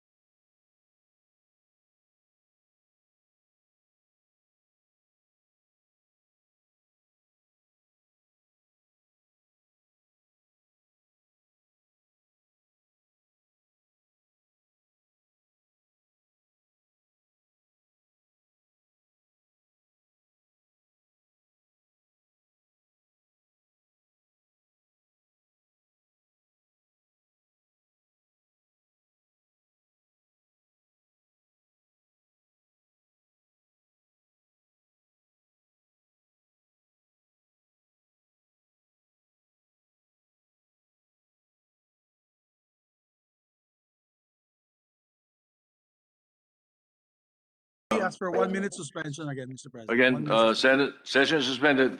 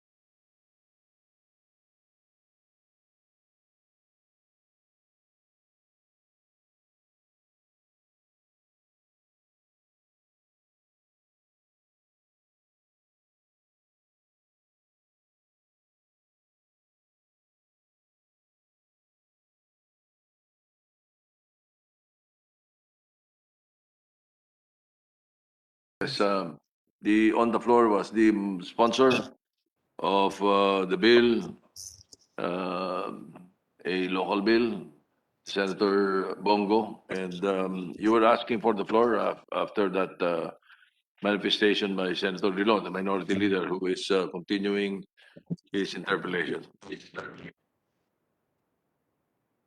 Mr. President,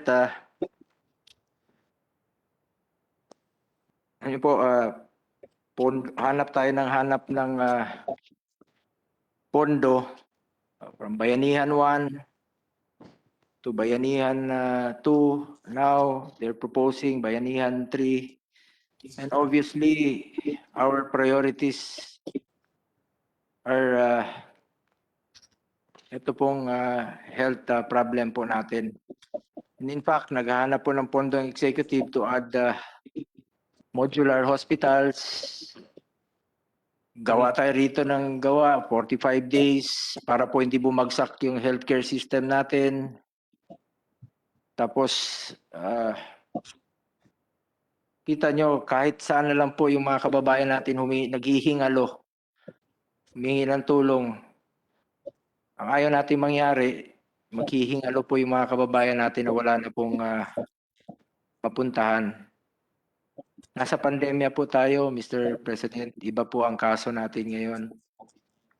Darating naman po siguro yung panahon na pwedeng pag-usapan natin pagdidebatehan natin yung share ng IRA, ng NATA. Pero ito, habulan po tayo ng buhay po ng bawat Pilipino na nakataya dito, Mr. President. And andyan na po yung mga hospitals na approved. Sorry, kindly mute lang po. Andyan na po yung bills na aprobado na po ng lower house. Nasa kamay na po natin dito sa Senado. Bakit pa natin papatagalin pa, Mr. President? Kawawa naman yung Pilipino. Ibang usapan po ito ngayon. Nasa pandemya po tayo. Bawat araw na merong namamatay, buhay rin po yun ng Pilipino.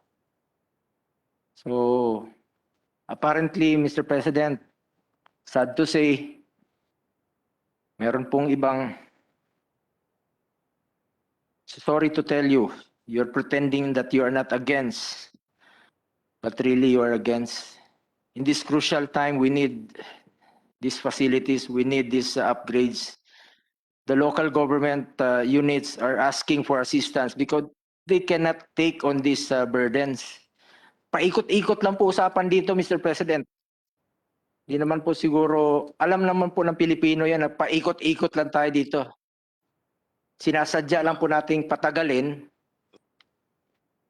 Ibang usapan po ito ngayon, Mr. President. Dapat po tayong magkaisa dito sa kapakanan po ng Pilipino. Pinasa na po ito ng lower house.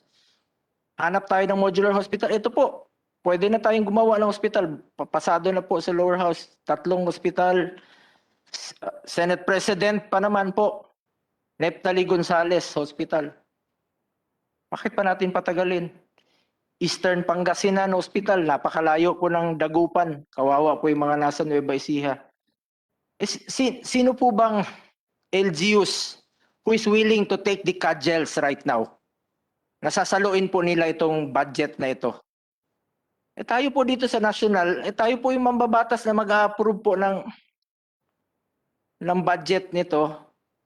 Bakit pa natin ipagkakait, Mr. President? Kawawa po yung Pilipino. Mr. President, huwag na po natin ipagkait sa Pilipino kung ano pong para sa kanila ngayon. Kawawa po. Ako mismo, bumababa po ako. Alam ko po yung sitwasyon. Mr. President, may I move that the interpellation for these measures be terminated? Botohan na lang po natin, Mr. President. Objection, President. Minority leader is recognized. Yes, we object to the motion to terminate the period of interpellation one of the traditions of the Senate since time immemorial is that the cloture is never invoked in the debates. Never, never. And the Senate President can confirm that, having been in the Senate the longest. There are legitimate issues that we raise, and this is principally involving the Mandanas ruling and its effect on the fiscal ability of this government to respond to its needs. I am certain that many in the cabinet itself is concerned about this. So I take exception to the attribution of motive on my part, attribution of motive of malice. The uses of the phrase, bakit pa natin pinapatagal ito? Implies that I'm doing it simply to prolong it. If the good sponsor can answer the questions in a more precise term without asking for suspension, baka mapabilis tayo. But I resent and I take strong exception to the statement na pinapatagal ko ito. Pinapatagal natin ito, implying that there is no other reason for the questions that we raise except the desire to delay it. Totally uncalled for, and I hope that is not done, that is not repeated. That the lower house has passed this, yes, of course they've passed, but precisely there's our system of check and balance. We are a bicameral legislature, and therefore we check on each other. We believe that the action taken by the House is contrary to the settled principles of devolution. And therefore I am raising these questions. As we said, if we want to review it and review the devolution of health services, let us do so. But as long as we have this policy, then we just have to adhere to it. So it is in this sense that I regret, with all due respect to the good sponsor, we are not delaying this. We are trying to come up with a policy that is acceptable, that is consistent with the national interest, and therefore we regret that we cannot, that we have to object to the motion to terminate the interpellation, because the tradition of the Senate never allowed termination, they never allowed the invocation of cloture. The most famous in this history of the Senate is Senator Roselier Lim, who delivered, who utilized this tradition in order to deliver a speech that lasted for several days. So, Mr. President, I regret that we cannot agree to the closure of the debate. Mr. President, Go ahead. let me repeat, nasa pandemya po tayo ngayon at ayaw na po nating patagalin pa ito. First time din naman po ito nangyari sa atin. We already passed 11 laws this Congress. Bakit pa natin po itong gawing issue? There is indeed a need to review the policy, but for now, we need to fill in the gaps, lalo na ngayong nasa pandemya po tayo. Ngayon pa ba natin ipagkakait sa ating mga kababayan ng health services na pwede naman nating ibigay na po sa ngayon? Andiyan na po yung mga hospital. Yung 10 naman po is local hospitals funded by local government units. Yung 5 and another 5 is upgrading po ng mga hospital. Dahil kulang po talaga yung mga hospital beds, Mr. President. Yung I'm willing to set aside po dong dalawang renationalization until such time po na nakapagpresenta na po ang ating Department of Budget and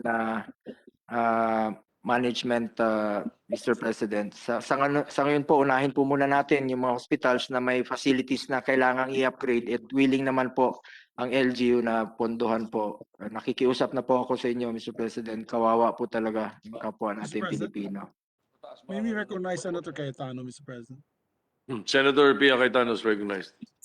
Mr. President, we understand the passion of the good sponsor of the Committee on Health. No, as he said, he's been on the ground. He's seen it, and we know his good intentions. Having said that, Mr. President, we have taken up the time of the minority floor leader. So many of us, myself included, kept on interjecting when he was asking questions. So I would be the one now to ask for the indulgence of the good sponsor na kahit bawasan nyo yung time na kinuha ko, si Senator Cynthia, sorry Tita Cynthia, damay kita. Pero kinain din kasi natin yung oras ng minority floor leader to ask questions. And I apologize for that. I think His Honor will understand that we were also interested in this issue, no? So we took up the time of the minority floor leader.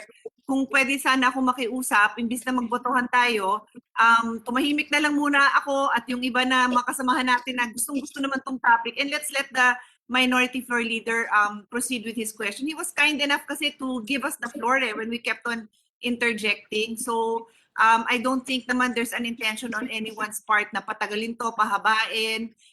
So may I kindly make that request upon the good sponsor, and then ask the majority floor leader if that is okay with the body, then let's respect that and allow them to have a few more minutes to continue. If that would be okay, and that's my humble suggestion to the good sponsor. What does the majority leader say? Yes, if we can appeal to the sponsor to answer a few more questions from our colleagues. It's his prerogative, Mr. President, if he's willing to still answer questions from our colleagues. Well, we're practically torn between two issues here because Kailan ko indeed tulak, Mr. President? it is the right of any member of the Senate to terminate his time on the floor. But again, the minority leader is correct. It has seldom, very seldom been used because we do not believe in any closure or any termination of any interpellation unless the sponsor or the interpellators are satisfied. So we're torn between tradition and the rule. That is the reason that I'm bringing it up so that we can get the consensus of our colleagues. We have heard Senator Cayetano. Senator Cayetano, yes, you would like to continue? Sorry. Ako ulit, pero dear colleagues, naalala nyo naman nung nagdi-defend ako ng CREATE, siguro sawang-sawa na kayo sa boses ko, di ba? Pero I patiently naman allowed everyone to ask questions, pabalik-balik. Ganun talaga, and I beg the indulgence then of our good sponsor. Pero kasi I realize how important these things are, and I'm really scared as his Honor, the Senate President mentioned, I don't want us to set a precedent in this Congress. Kasi I learned so much kahit na, pagod na ako dun sa debates na paulit-ulit yung arguments that I've heard. I eventually learned in the process, and I would hate that I'll be part of this Congress where, we don't allow, because so much came up in the last few hours. So I would hate that we would have to vote on this.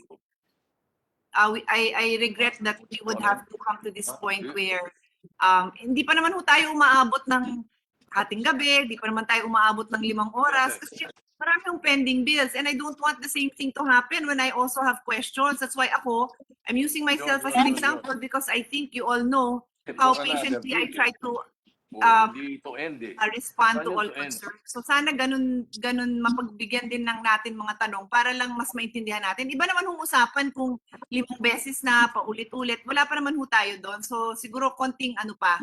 Kung pwede lang konti. Ako naman ho nakikiusap just because I've been in that position. And I know it's hard to defend, especially when you're very passionate about passing something. On the table, trying to make these honors the Senate President's and the MFL's position easier, and even ours, because we don't want to be caught in this situation. So, kikiusap lang sana ako sa good sponsor natin kung pwedeng pakinggan pa natin yung ibang tanong. Mr. President, Senator Go, yes. I'm willing to just what I have said. I'm willing to set aside the two renationalization bills, and even to set aside 3 bills establishing new hospitals. Sa ngayon po ay unahin na lang po natin yung mga hospitals na may facilities na kailangan i-upgrade, and willing naman po ang LGUs na pondohan, and we can continue tackling the other 5 bills kung hindi pa po tayo tapos dito sa interpellation Mr. President. So what you're saying is that if we are going to continue interpellation of the 5 bills because of the implication that is being brought out by the minority leader and the other members of the House, there is no problem. You're not ready to terminate the interpellation. But for the 10, you are asking that we take up the 10 without any of these national implications, especially on the funding. That's what you're saying. Correct, Mr. President, if the minority leader would allow us, Mr. President. Yes, so may we hear from the minority leader on that idea or request? We can continue What- interpellations on the 5. But if we can go and take up the 10 already so that it is out of our table already. Okay, so does that mean that how many are there? 15 po ba? 15 ang We can lay on the table the 5, those with 10. national implications. Mr. President, No. there are 10. There are 5 LGUs hospital increasing the bed capacity of these hospitals or lying in clinic, Mr. President, and about 5 hospitals from DOH increasing the bed capacity. Ito lang po sanang mauna muna, Mr. President, itong mga upgrading of bed capacity. At pwede naman natin munang ipagpatuloy yung interpellation nitong renationalization, since ako rin po mismo I have to consult also the executive and how will they implement the Mandana's ruling, since the executive order is still being drafted for the full devolution of some government functions, Mr. President.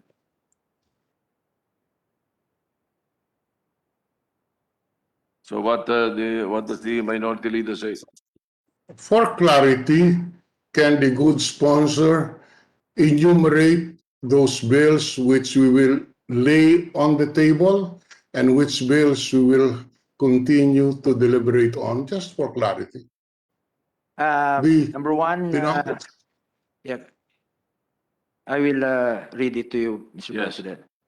The 5 LGU hospitals, the House Bill 2582, increasing the bed capacity of the lying-in clinic in Rizal, Palawan. It will be funded by the LGUs, Mr. President. Number 2, House Bill 6498, increasing the bed capacity of Nagilian District Hospital in La Union. It will be also funded by the local government, Mr. President. House Bill 6729, increasing the bed capacity of Rosario District Hospital in Rosario, La Union. It will be funded by the local government unit. And number 4, House Bill 6727, increasing the bed capacity of Sinait District Hospital in Sinait, Ilocos Sur. Number 5, House Bill 6731, establishing the Bacolod City General Hospital. Meron na po, LGU rin po ito, and the majority leader knows about it, Mr. President. And next is the DOH run hospital. These are only increasing the bed capacity of East Avenue Medical Center, House Bill 6728. Number 7, 6730, increasing the bed capacity of Mayor Hilarion Ramiro Medical Center in Misamis Occidental with IRR. I think itong mga hospital na po ito, nandiyan na po ito, nakatayo na po ito. Number 8, House Bill 6 6971, converting the Schistosomiasis Control and Research Hospital in Palo into the Governor Benjamin Romualdez General Hospital, and increasing its bed capacity, Mr. President. Number 9, House Bill 6972, renaming the Eastern Visayas Regional Medical Center in Tacloban into Eastern Visayas Medical Center and increasing its bed capacity. Number 10, House Bill 6753, converting the Medina Extension Hospital in Medina, Misamis Oriental into a general hospital, Mr. President. Ito po yung 10 priority bills sana, Mr. President, na pwede naman po nating ipasa sana ngayon. Na walang implikasyon doon sa the issue na nire-raise ng Minority Leader. That's what you're saying. Correct, Mr. President. At sabi ko nga po, itong dalawa naman pong renationalization of the two hospitals, we can just consider these measures when we are certain of the direction na po ng Executive Department on how will they implement the Mandana's ruling. And another So, 3, Mr. President. Your request is that if possible, the interpellation may continue on to the 5 later on.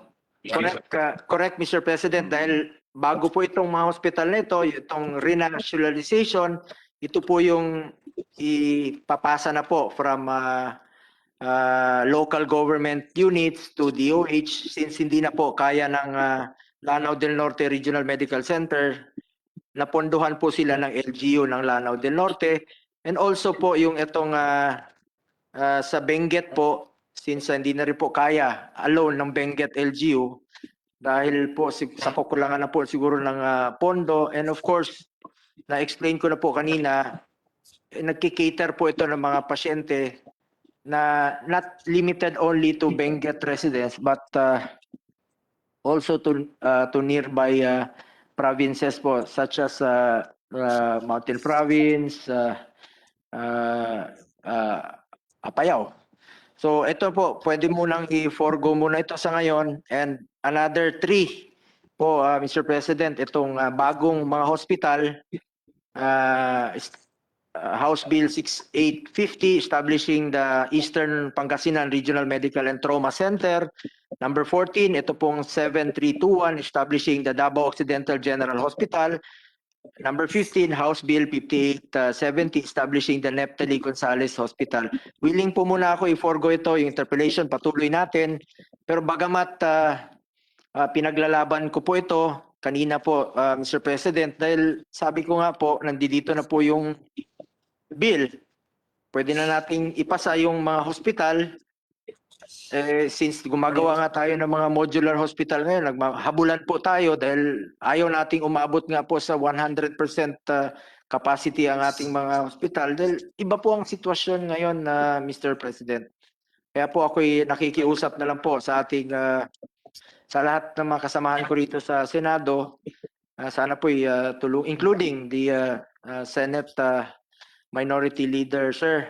Baka pwede na lang pong tulungan na lang po natin itong mga bagong hospital po, dahil gagawa tayo ng mga bagong modular hospital, gawa tayo ng mga tents dito. Ito, andyan na po yung pondo na lang po ang kulang at ipasa na lang po natin. But I'm willing to continue to be interpellated on these 5 hospital bills, Mr. President. Which we can probably do another day. So perhaps we can qualify your motion, instead of a withdrawal. Your motion, if we will accept to take it up, is that if we could end the interpellations on the 10 measures that on the agenda that do not have any national implications and are not do not fall in the issues being raised by the Minority Leader. That is your point. Yes, Mr. President. All right, the Majority Leader, the Minority Leader, what do we say to the? Well, just to add, Mr. President, just to add, Firstly- I believe these 10 have also, they were during the hearings, there were no, the DPM did not interpose any objections, I believe, on these 10. Mr. President, I believe so. All right, Mr. Minority Leader, President. Senator Rilon. firstly, Mr. President, I want to put on record Tubig rin. that bakit pinapatagal pa natin ito. Mr. President, these bills have been pending in the Senate since last year. The hearings were conducted in October of last year, more than 6 months ago.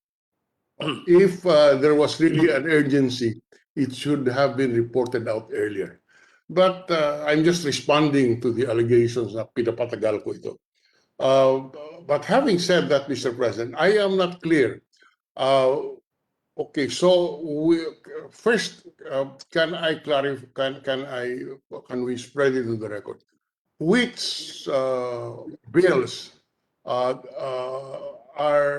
which bills are being suspended in terms of the deliberation? Which bills are being suspended? Which bill? Let Mr. me, President, yung ano po, yung dalawang renationalization na bills, kung hindi pa po tapos yung interpellation, I'm very much willing to be interpellated pa po in the future. And also, kung okay na po sa inyo itong tatlo, yung bagong hospital, papasalamat po ako sa inyo kung papayag. Kaya ini-explain ko po paulit-ulit na gumagawa nga tayo ng mga modular hospital. Ito, hindi dito na po yung ready to funding na po kulang at papasa natin kung okay po sa inyo. But if not, if we are not yet done, willing po ako i-forgo muna and willing to be interpellated pa po in the future. But just so that we can state our record correctly. Can we go one by one?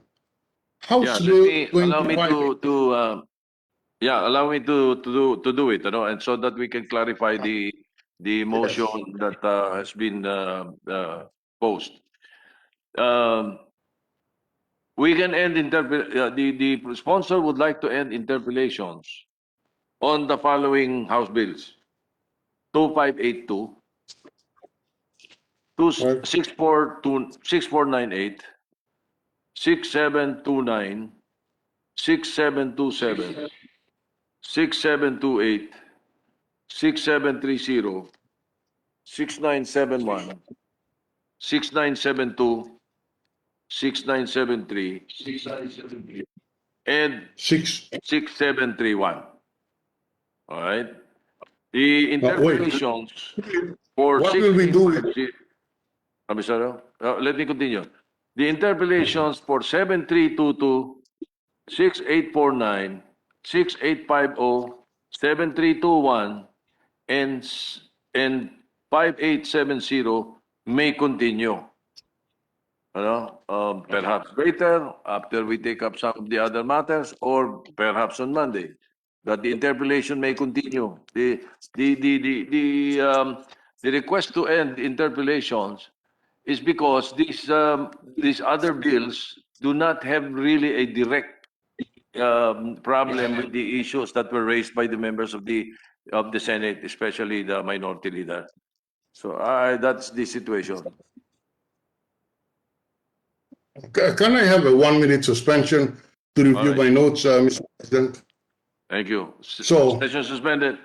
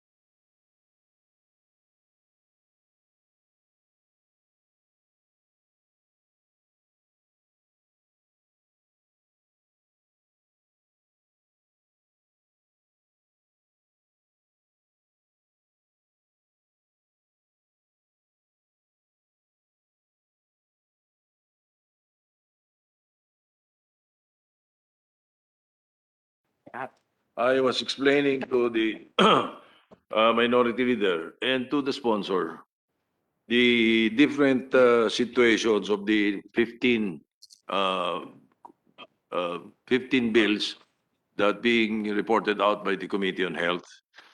Um, there was a motion by Senator Bongo to end interpellations, but we modified and he agreed that the motion is to to end interpellations of 10 of the bills that are not really does not really fall under the category of the problem being raised by the minority leader.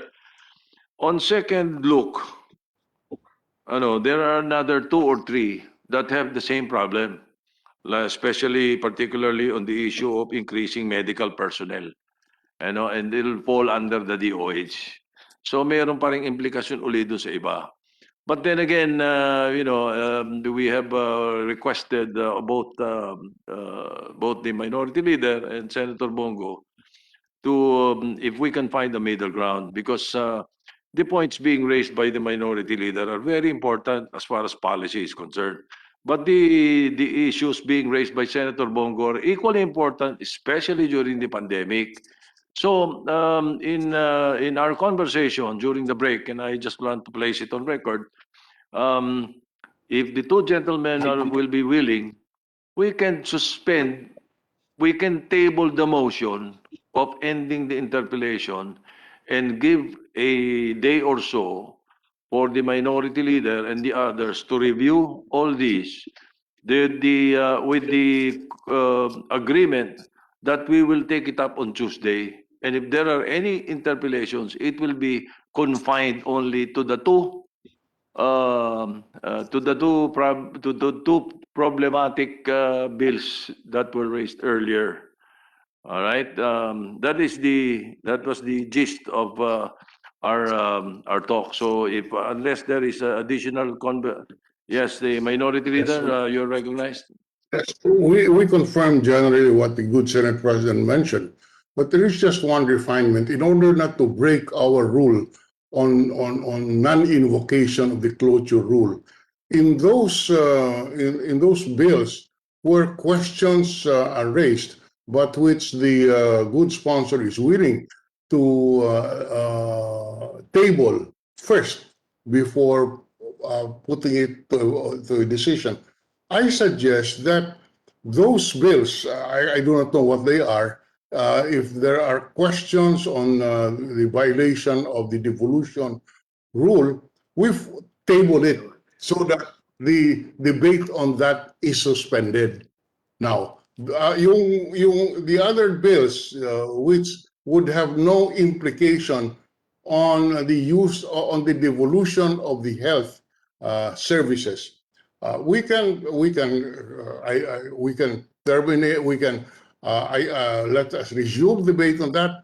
We can terminate the debate on Tuesday, insofar as those bills where there is no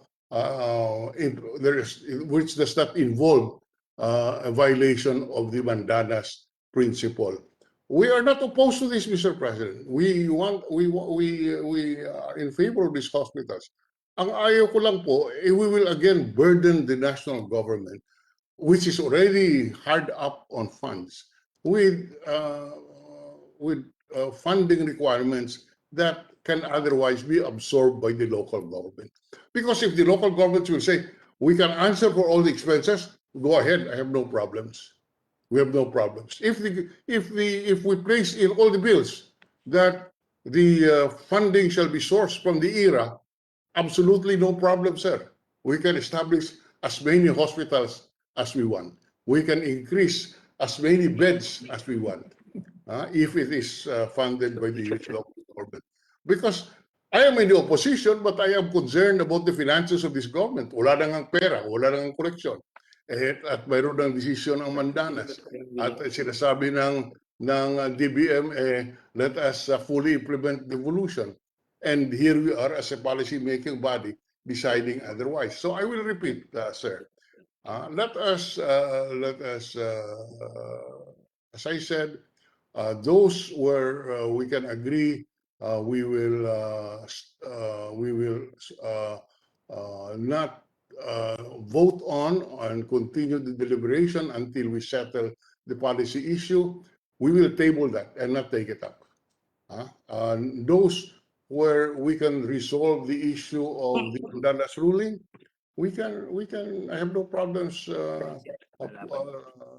terminating the interpretation, but let us allow ourselves one working day. I was willing to do it on Monday, but the good Senate President said, "Can we have it on Tuesday because Senator Bong is not available on Monday?" Fine, on Tuesday. On Tuesday, you have that commitment, Mr. President. All right, Senator Go. Mr. President, regardless, I will stick to my position that we really badly need this hospital bills. Lalong-lalo na po, we are in the middle of this pandemic, and paulit-ulit ko po i-explain sa inyo na gumagawa nga tayo ng mga temporary hospitals ngayon, and even hurrying up the examinations of medical workers na para po makapag-examine, makapatulong na po sila. Siguro po ipaglalaban ko pa rin po yung 10 at saka yung 3 na new hospitals dahil hindi po talaga kaya ng for example Pangasinan, hindi po talaga kaya nila sarili nilang hospital, and then pupunta rin po doon yung mga taga Tarlac, taga La Union, taga Nueva Ecija and Vizcaya. It would be unfair on the part of the local government of Pangasinan kung sila po ang sasalo nito. Yun lang po sa akin, Mr. President. I agree with the two renationalization hospitals. Pwede muna nating i-forgo yun until such time that the executive department and Secretary Abisado and Secretary Dominguez would come up with their how would they implement the Mandanas ruling. Okay lang po ako. Pwede po natang pagpaliban yon. But the 10, the 5 LGU hospitals, the 5 DOH upgrading po. Kasi ito, andyan na po yung batas eh. Andyan na po yung batas, upgrading, adding hospitals. Ngayon po, naghahanap tayo ng pondo kahit sa savings po ng Executive Department to construct temporary hospitals. Itong temporary hospitals, later on, pag wala na po ang pandemic, sisirain na po ito. Di sayang yung pera. Pera rin po ng gobyerno yan. Pera rin po yun ng national government, Mr. President. Tapos matatapon lang. Para sa atin ngayon, talagang habulan po. Time is of the essence po. At buhay po ng bawat Pilipino na nakataya dito. And I will stick with my position regarding the new 3 new hospitals po na talagang kailangan. And I'm sure that the 3 local government units would not take the cudgels for the operations of the hospital. Wala po silang pera to operate this hospital sa Pangasinan, yung Senate President Neptali Gonzales at saka itong sa Davao Occidental. Hindi po nila kakayanin na sila pong magano. Siguro kung titingnan mo po yung kanilang proposed budget, though hindi naman po 1 year lang yan, it will be it has a plan, a long-term plan naman po yan, pero hindi po maybe yung budget nila sa hospital yon kalahati ng kanilang national budget na po yun. Hindi talaga kakayanin. At ito na po yung panahon na ang national government po ang sumalo dito. But I'm very much willing to listen to the good Senate Minority Floor Leader. Kung meron pa po kayong mga suggestions and sa interpolation niyo po dito sa tatlong hospitals. Anyway, Mr. President, Yun na nga. So, We are not asking Senator Go to withdraw his motion, but we are trying to find a middle ground so that we do not we find we will be able to break the impasse and not confront it tonight. Because there are also some of our colleagues who want to be clarified, to learn more about the intricacies and the problems that it will face the executive department later on in two or three of the or two or five of the measures. No, so the middle ground is that your motion is pending. But the request is that, or the suggestion of the majority leader and myself, is that we vote on this on Tuesday. That will give us enough time. The others, what does the majority leader say? Actually, I agree, Mr. President. That was the initial my appeal to Senator Bong. Just like what we did yesterday with actually 2 days ago, with Senator Manny Pacquiao with his boxing commission. So we appealed to him because he was planning to terminate also his interpellation, and we appealed to him that Senator Pia Cayetano still has questions on the measure, and that if it's all right for him to continue the debate on Monday. He graciously accepted. So my appeal to our colleague is, yes, let's give it. If we can't make it on Monday, maybe on Tuesday we can continue with the debate, and maybe by Tuesday we can make a decision. But at least we give a chance to Senator Drilon and the others, Senator Pia, who also want to ask questions or clarifications about this particular issue.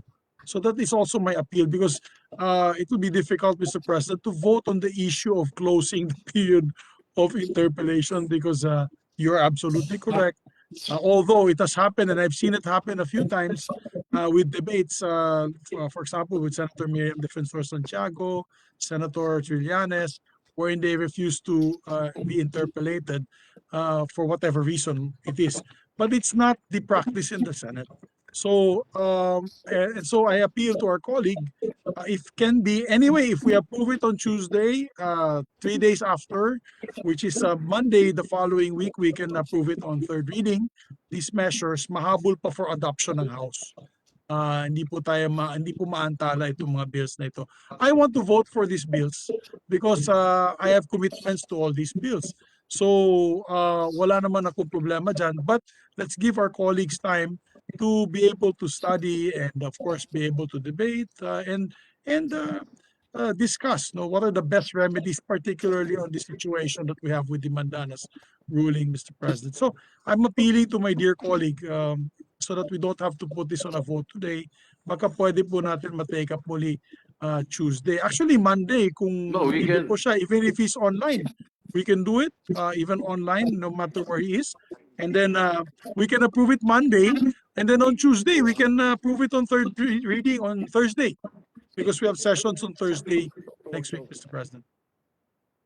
Yes, well, the proposal is that we vote on this on Tuesday, except for the very controversial ones that we have agreed on. And by the way, that will give us time also to finally clarify which is which. Kanina, nag-uusap kami sa telepono ni Senator Drilon at saka ni Senator Go. Pareho kaming, nalilito kami kung alin yung number na bill na pwede at hindi. So, that'll give us enough time to that.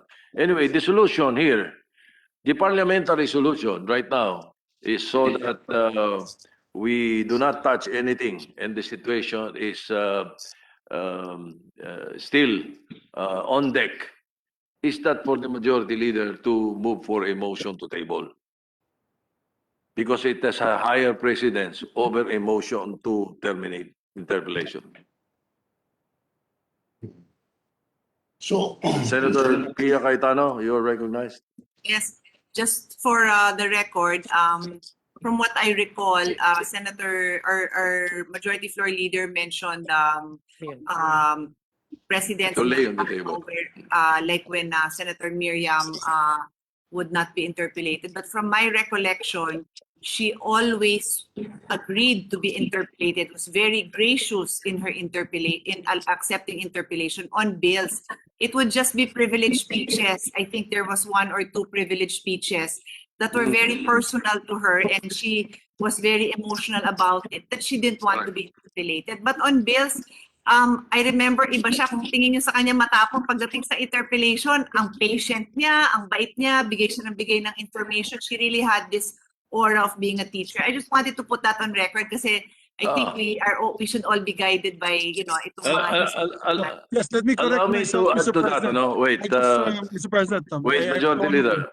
Allow Yes, I me also want to to mention add it, to what Senator Pia Cayetano is saying. Yes. Yes, I agree with her. there were a number of times that Senator Miriam Santiago delivers a privilege speech, and beforehand she says that she doesn't want to be interpolated. Okay, in the bills she allows interpolation.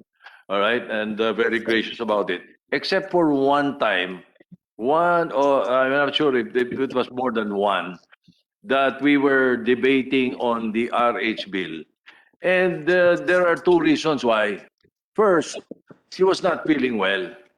Second, the issue was the masterpiece of Senator Pia Cayetano. So she gave way, she relinquished the sponsorship to Senator Pia Cayetano. That was the time that she didn't want to be interpolated and allowed Senator Pia to take over. So it did happen, but there were reasons for it. Yeah, All Mr. right, just for President, the I record. want to correct the possible misinterpretation. When I meant not be interpolated, that was for privileged speeches. Yes. Particularly, there were a few members of the Senate then that she didn't really like. So whenever they would ask to interpolate, she refused to answer them. Yes, Mr. President, that's true. But that's really the prerogative of each and every individual. I mean, if there is an individual who wishes to not be interpolated, he may terminate his interpellations, but it is the call of the body if we will agree to do so or not. Because obviously the one interpolating will object and the vote will have to be put on the floor, which we Well, try to avoid because we'd like to encourage all our colleagues to really actively participate in the discussions of the bill. We enter the halls, we should enter the halls prepared. Perhaps Prepared, the educated, minority. well-studied, Mr. All President. right. And I'm not All talking right, about anyone particular. That should be for all of us. For all of us, Mr. President. Yes, but just also a point trivia, a point of trivia, and Senator Drilon will recall, I'm sure, the old boys during our time felt very disappointed if they are not interpolated. If you recall, ayaw na ayaw nila. Nag-speech sila, tapos wala mag-interpolate, parang baliwala yung speech nila. Galit. Anyway, Majority Leader, what do you say? Well, Mr. President, to resolve the issue, and I think there's a consensus with everyone, I think, Mr. President, no one is objecting. If we can table the said motion, if the good sponsor is willing to do it on Monday online, I don't think there will be an objection to tackle it online, Mr. President, or should he want it Tuesday if we discuss and vote on it on Tuesday? Does he want on Senator Monday? Go. Mr. President, can it be possible on Tuesday, Mr. President? Okay. Tuesday. Yeah, thank you, Mr. President. The reason why I just pointed out on Monday so that I can pass it on third reading on Thursday kasi we have a 3-day constitutional rule. So if Tuesday po, okay lang din po, walang problema. So we can, Wala rin problema because Opo, Monday we we can third reading on Monday. sige po, Mr. President. So that is my appeal and I presume it will be a formal motion now that we table the agenda being discussed today for Tuesday. So move. All right. Any objection? Hearing none.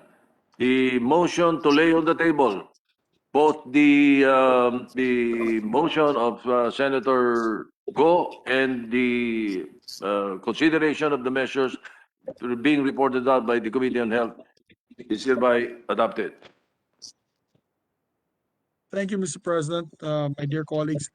Mr. President, we have the members. I know I see Senator Grace, and I know Senator Grace might get mad at me again because she's next on the agenda. But I hope you can give us 10 minutes because first on the agenda was the BARM sponsorship. Hindi pa naso-sponsor ni Tolentino because hindi pa na-file, pero na-file na po. We have members of the BARM Parliament in the premises of the Senate. So if I can be given by Senator Grace, and I hope she will not get mad at me. 5 minutes lang po. Mabilis na speech ni Senator And there are Tolentino. no interpellations. This is just a sponsorship, Yes, ano? purely Okay. sponsorship, Mr. President. Oh. So, Mr. President, I move that we proceed with the reference of business as we have to read it for first reading, Mr. President. Not first reading, but the committee report. You must read it in the reference of business. So I so move. Yes. Go ahead. The secretary will read the reference. Second additional reference of business. Committee report number 258, prepared and submitted by the Committee on Local Government on Senate number 2214 with Senators Pimentel III, Gordon, and Tolentino as authors thereof, entitled An Act Resetting the First Regular Elections in the Bangsamoro Autonomous Region in Muslim Mindanao, amending for the purpose Section 13, Article 16 of Republic Act number 11054, otherwise known as the Organic Law for the Bangsamoro Autonomous Region in Muslim Mindanao, recommending its approval in substitution of Senate numbers 2019 and 2025, sponsor Senator Tolentino. To the calendar for ordinary business. Majority Leader. Thank you very much, Mr. President. Mr. President, I move that we transfer from the calendar of ordinary business to special order. Senate Bill number 2214. 2214. I so move, Mr. President. Any objection? Hearing none. So transferred. Mr. President, I move to consider Senate Bill number 2214 and ask Secretary to read the title of the measure. The secretary will read the title of the measure. Senate Bill number 2214, an act resetting the first regular elections in the Bangsamoro Autonomous Region in Muslim Mindanao, amending for the purpose Section 13, Article 16 of Republic Act number 11054, otherwise known as the Organic Law for the Bangsamoro Autonomous Region in Muslim Mindanao. Majority Mr. Leader. President, may we recognize the sponsor, the distinguished chairman of the Committee on Local Government, no other than the Sultan-to-be of, of the BARM, Senator Francis Tolentino. The gentleman from Cavite, Chairman of the Committee on Local Government, Senator Francis Tolentino, is recognized to sponsor the measure. Thank you, Mr. President. Off the record, Mr. President, this might increase to 8 minutes because while listening to the previous debate, I was jotting down some notes and probably this increased the contents of my speech. Mr. President, my distinguished colleagues in the Senate, those coming from the BARM, listening in this plenary, Assalamualaikum warahmatullahi wabarakatuh. Ngayon pong araw na ito ang ikawalong araw ng Shawwal. The 8th day of Shawwal, which is the 10th month of the lunar-based Islamic calendar after Ramadan. Ito pong araw na ito ay napakahalaga. Napakahalaga rin po ito sa ating kasaysayan, Mr. President, because 3 days from now, we will be commemorating or recognizing, if that is the proper term, the start of the Marawi siege, which happened May 23, 2017. Your committee was directed to render a report, Committee Report number 258, entitled An Act Resetting the First Regular Elections in the Bangsamoro Autonomous Region in Muslim Mindanao, amending for the purpose Section 13 of Article 16 of Republic Act 11054, otherwise known as the Organic Law for the Bangsamoro Autonomous Region in Muslim Mindanao. This is in substitution of the Senate bills filed respectively to 2019, 2025 of Senators Coco Pimentel and Richard Gordon, respectively. Mr. President, the first portion of our Constitution is the preamble, containing 74 words. On the 68th word, of the preamble, Mr. President, is about peace. And if I may read, under the law and regime of truth, justice, freedom, love, equality, and peace, do ordain and promulgate this Constitution. Again, Mr. President, it is now our constitutional duty to act upon this measure, which I think is all about peace. The book, the holy book, or the Quran, calls for peace in this vein. And I quote, "The believers are but a single brotherhood, so make peace and reconciliation between brothers." My dear colleagues, despite the existence of violence in some portions of Mindanao for several decades, peace is achievable. While there are security issues in some areas of Mindanao and ongoing violence in some parts of the world today, especially in the Gaza Strip, I still believe that peace is attainable. And while there is a lack of educational opportunities, clean water supply, and despite the surge of COVID-19 in some areas of the country, and even in Muslim Mindanao, peace is still required. For decades, peace in Mindanao has been elusive. Our brothers and sisters in Mindanao have continued to struggle for the right to self-determination. Yet, the attainment of an enduring peace, a lasting peace, and justice seem to be a constant battle, Mr. President. Elusive as it may seem, peace in Mindanao finally became attainable on March 27, 2014, after almost 2 decades of formal negotiations. The Moro Islamic Liberation Front and the government of the Republic of the Philippines, most of the representatives are here present in this plenary, committed to a long-lasting peace in the region through the historic signing of the Comprehensive Agreement of the Bangsamoro. Decades of peacemaking efforts and conflict prevention initiated by the Bangsamoro people, the national government, and peace panels finally came into fruition through this agreement, a manifestation of our commitment as a unified Filipino nation to put an end to a protracted conflict of Muslim Mindanao. Peace in Mindanao is achievable, Mr. President, through a democratic and political process. This is why the 17th Congress diligently worked for the passage of Republic Act 11054, or the Bangsamoro Organic Law, which was signed into law in 2018. Through the efforts of our majority leader, through this legislation, the Bangsamoro people attain a genuine and meaningful self-governance as an autonomous region.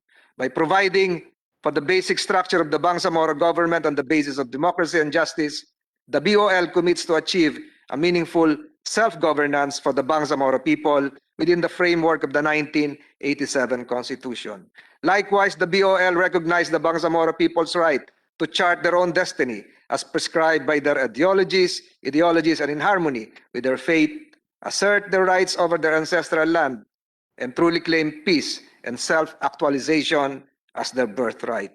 Thus, Mr. President, while peace is elusive, it is attainable. Peace is on its way.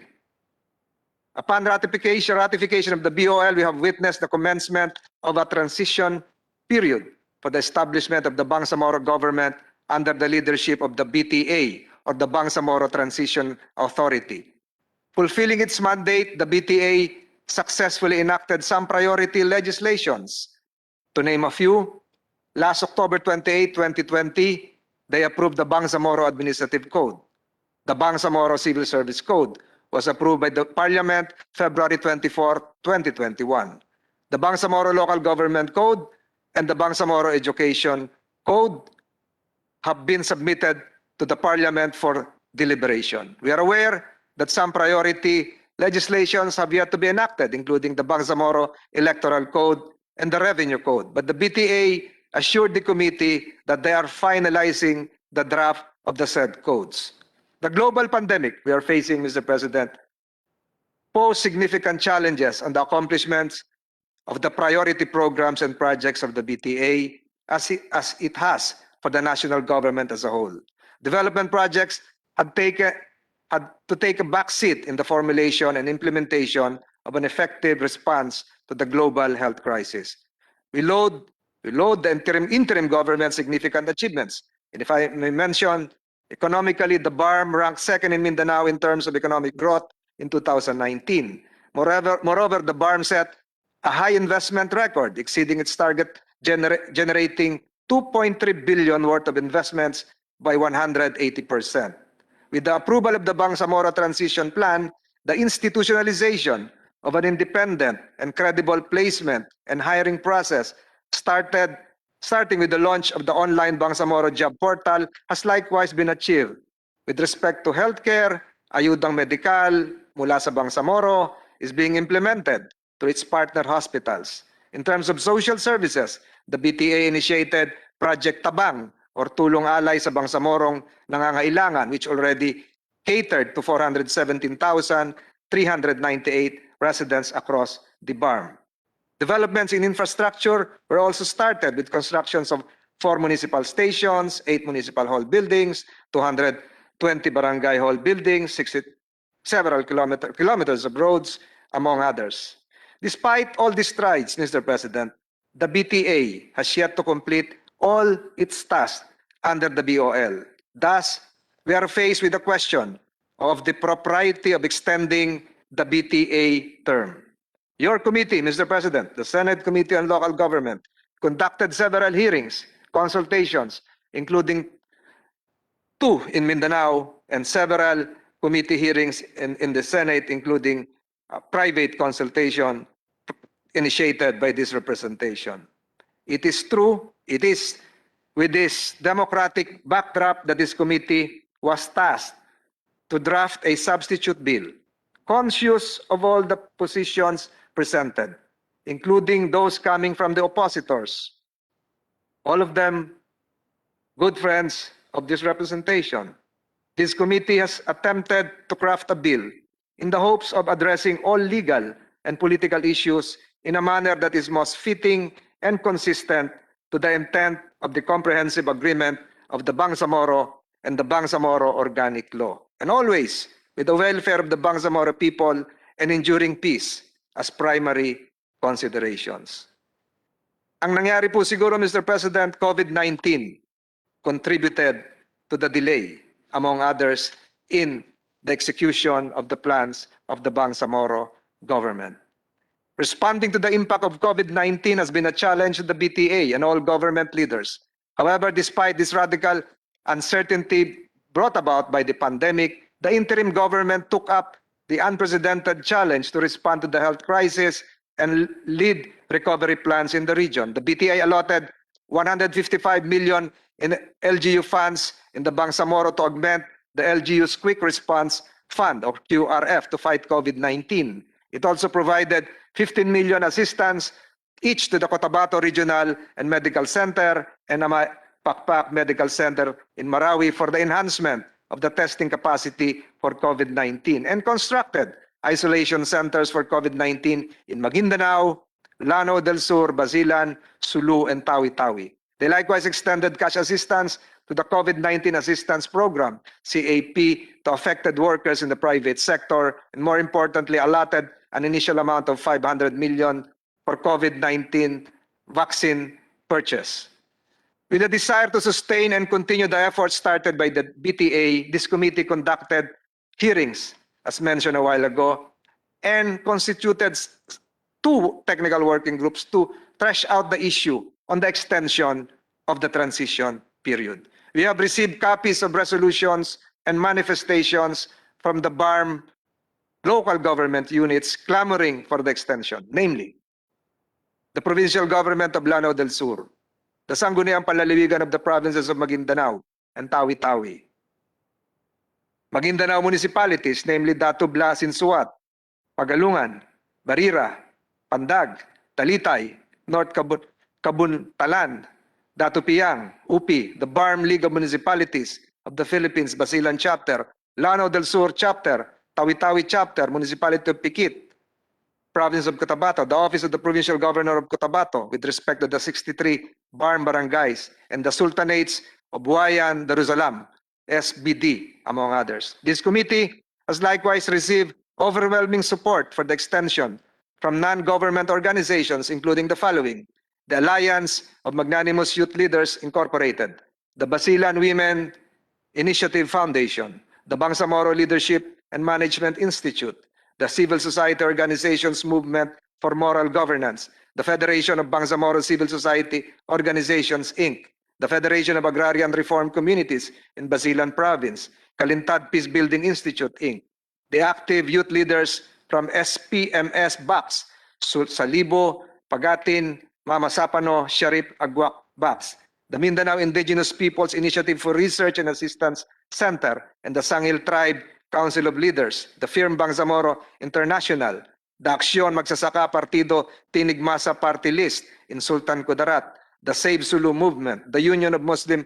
Youth Organization, Young Centrist Union Incorporated, the Church Leaders and Christians for Peace Movement conveners, the Archbishop Emeritus of Cotabato, Orlando B. Cardinal Quevedo, and the Ateneo campuses in Mindanao. Indeed, this committee sees the need to see the BARM transition period the need to extend the BARM transition period in order to implement the political and normalization efforts embodied in the CAB.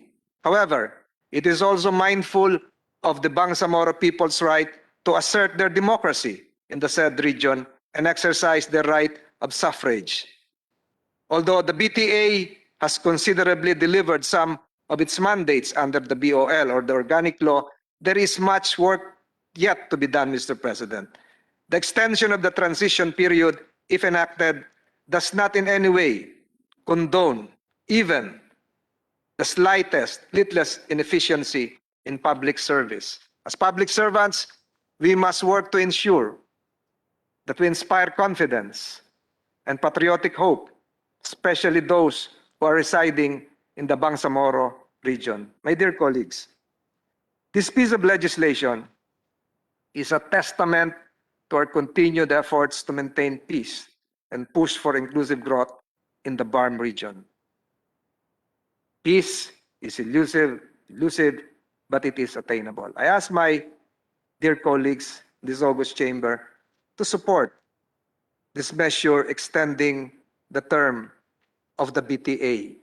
Not the personalities involved, but the term of the institution, knowing fully well that in doing so, we are fulfilling our constitutional mandate of preserving peace,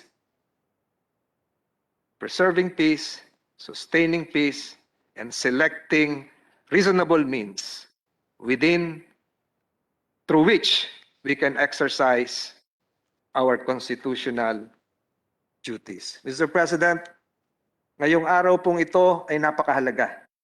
Hindi lamang po para sa BARM, kung hindi para sa kasaysayan. Noong Mayo 27, 2017, halos 2 taon na po, 2017, ilang taon na po nakakalipas, nung kasagsagan po ng Marawi Siege. Si Presidente Duterte at si Chairman Murad ay nagkasundo na magkaroon ng humanitarian corridor para makalabas po yung ilan nating mga kababayan na nandun po sa ground zero sa Marawi. Nakatulong po doon ng malaki ang MILF.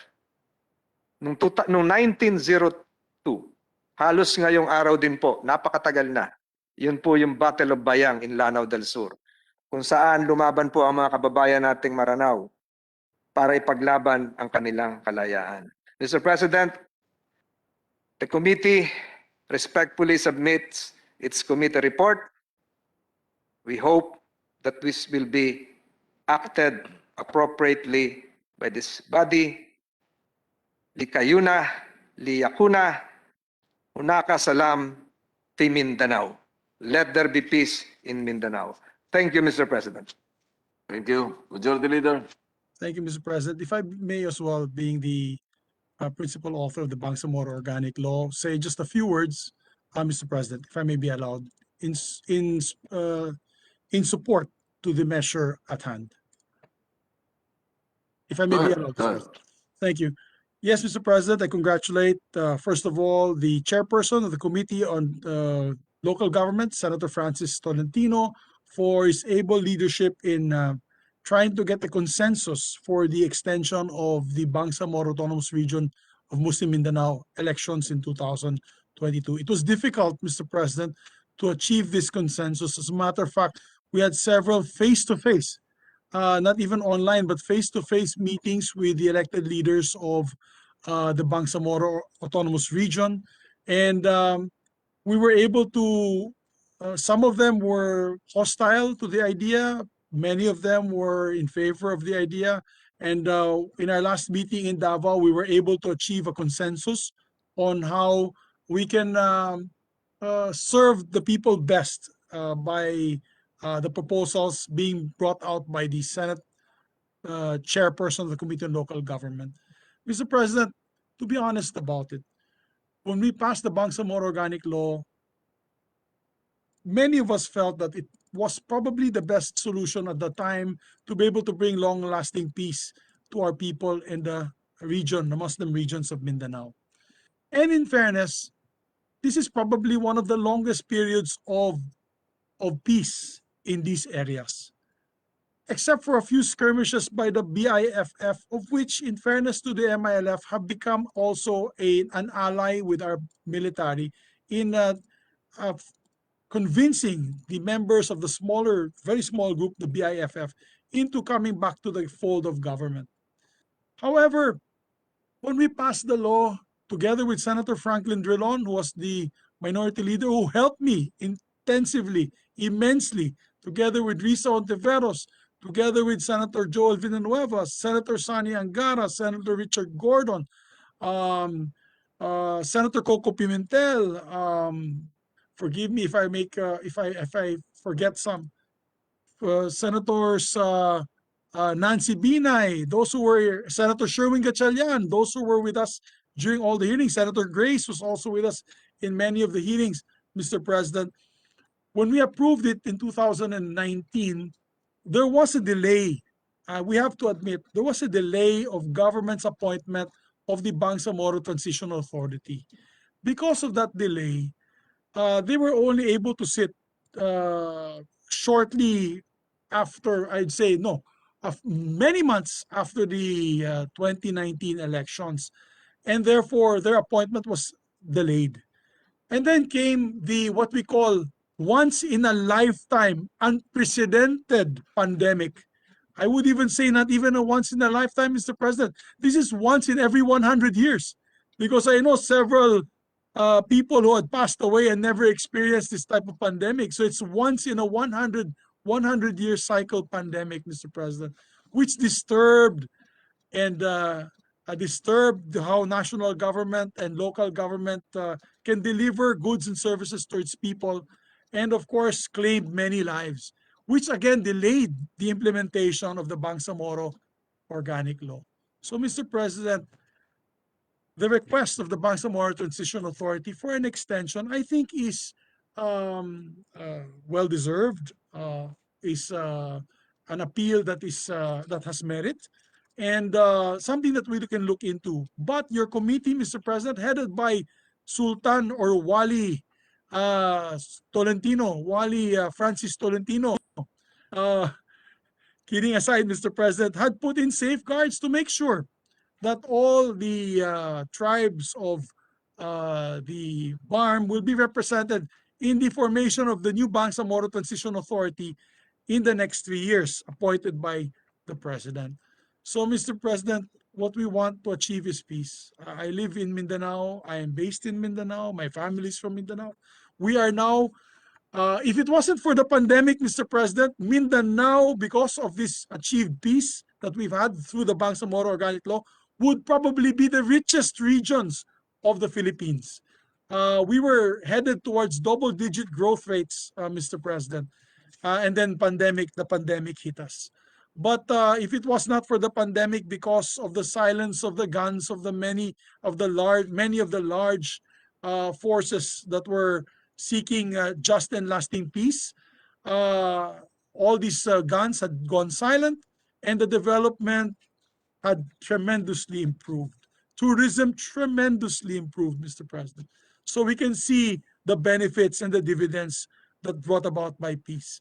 And so I congratulate the chairperson, Chairman Francis Tolentino, together with the members of the committee, and together with the BTL and the BARM officials, Chairman, of course, our Chief Minister, Murad, and of course to all our colleagues that have supported in this measure, supporting this measure. There are people who still don't believe in the Bangsamoro Organic Law, Mr. President. But let us look at the dividends that we are experiencing now through peace. And I think the dividends and the benefits outweigh all those who have a political agenda or a pananakit of sorts in the passage of the Bangsamoro Organic Law. I appeal to even them that let us give peace a chance. And I think this way, Mr. President, this is one way we can continue the dividends and benefits of peace by extending their terms with a new BTA parliament that is represented not only by their political affiliation but also by their island aggregation. So, Mr. President, once again, maraming salamat sa inyo lahat, and we're also asking for your support in this measure. And for the record, Mr. President, if I can be made also a co-sponsor of this measure, with the permission, of course, of the author and sponsor. Definitely, Mr. President, the Thank you. majority leader is a major pillar of the Bangsamoro organization. All right, Senator Richard Gordon is recognized. Mr. President, I'm happy to have co-authored this against the wishes of some of my friends there. But unfortunately, Mr. President, with all due respect to our friends, especially in Sulu, it is so important that we pursue the peace because we have already started the peace process. Government has already been set up. But being a local government official, I know that you cannot do this in 3 years. That was my concern from the very beginning. Now, we are going to extend this now so that it will give peace a chance to grow as it has grown according to our sponsor. And I'm very, very happy about that. Mr. President, I'm glad to belong to the Senate because we did landmark legislation, and I congratulate the Senate President, of course, our colleagues here, si Senator Zubiri, the Majority Floor Leader, and many of us here who, steered the Bangsamoro law into fruition. And we've seen people pass, like my good friend who was deputy of the MILF at the time. I'm delivering this extemporaneously, but I can recall the name, I'm sure very, very fast. We even have a picture with him in Malacanang when along.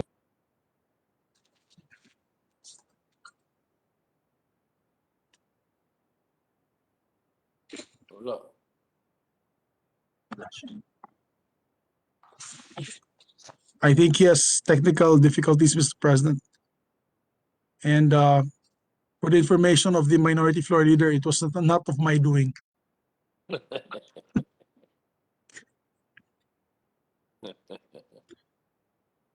I think his internet is down, Mr. President. Due to low bandwidth, it says. Senator Gordon.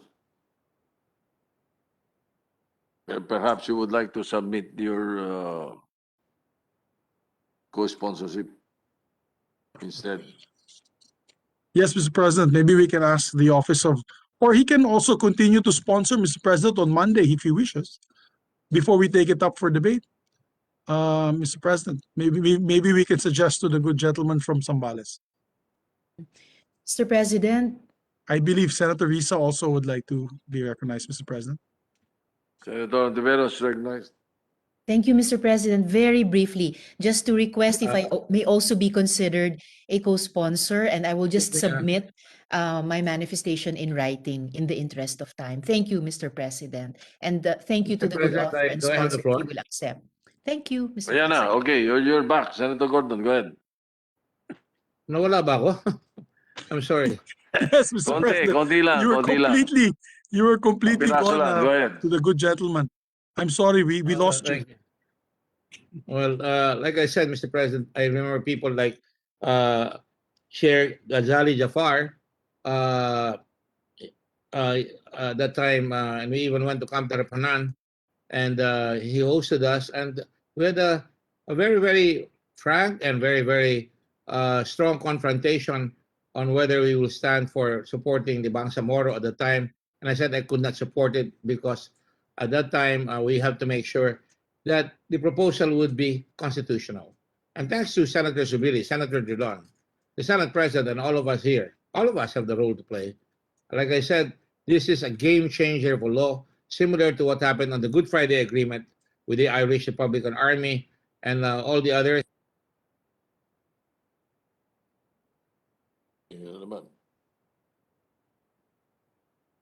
We pray for all those. And there you have the picture of Ghazali Jafar in Malacanang and Mr. Murad Ibrahim. And in the process, Mr. President, as we talk, there is a war going on in Israel and Gaza, Mr. President. And Mr. President, it's important for us to remember that peace has to be won. You don't achieve peace by war.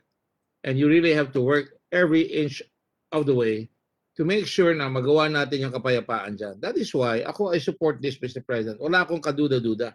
Nag-mayor ako ng 6 years, matagal magkaroon ng peace, matagal matapos lahat ng mga programo. And at that time, we had a 6-year term and we were able to do everything that we wanted to do, at least most of it. And yet, ito ay napakalaking lugar. About 4.7 million people are involved here, Mr. President. And not to mention the eyes of the world are upon us. And certainly, I'm happy that they now have investments in the area. I'm happy that we don't have, when there was a brief moment in Marawi, not a brief moment, but an elongated period of war, we saw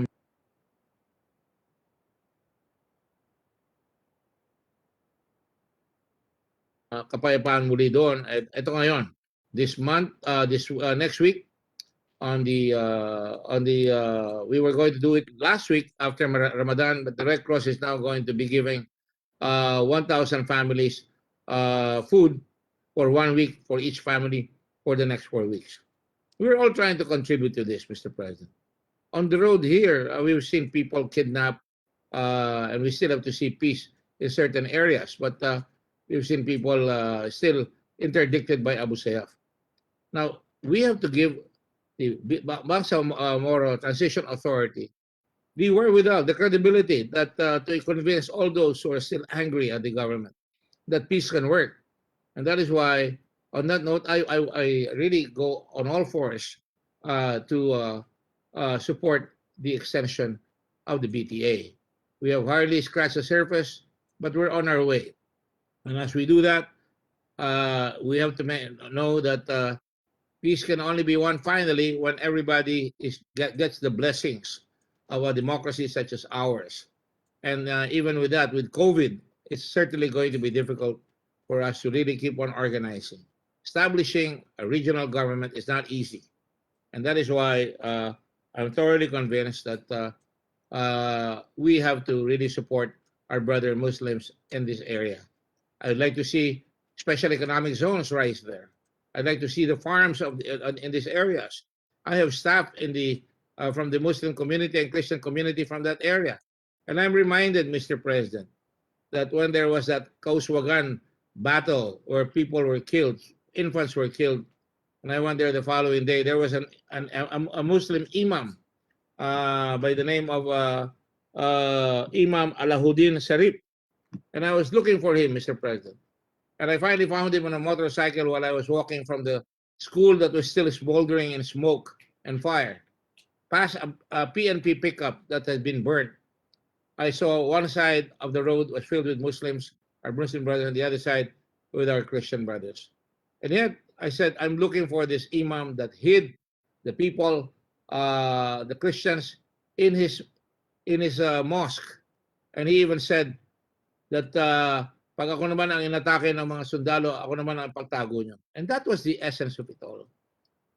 This man, whom nobody really knew except the Muslim enclave perhaps, nonetheless crossed the divide, not of faith, but not of faith because we share the same God, Allah, and whatever it is. There is a God, one God, and certainly this man crossed that divide and made sure that his brother Filipinos survived that. We've seen many, many instances, Mr. President, of heroism like that. And I met with that captain of the Armed Forces of the Philippines, whose arm was in a sling, was severely wounded. And I told him, it must be so difficult to be shooting at our fellow Filipinos, rather Muslims, in Marawi.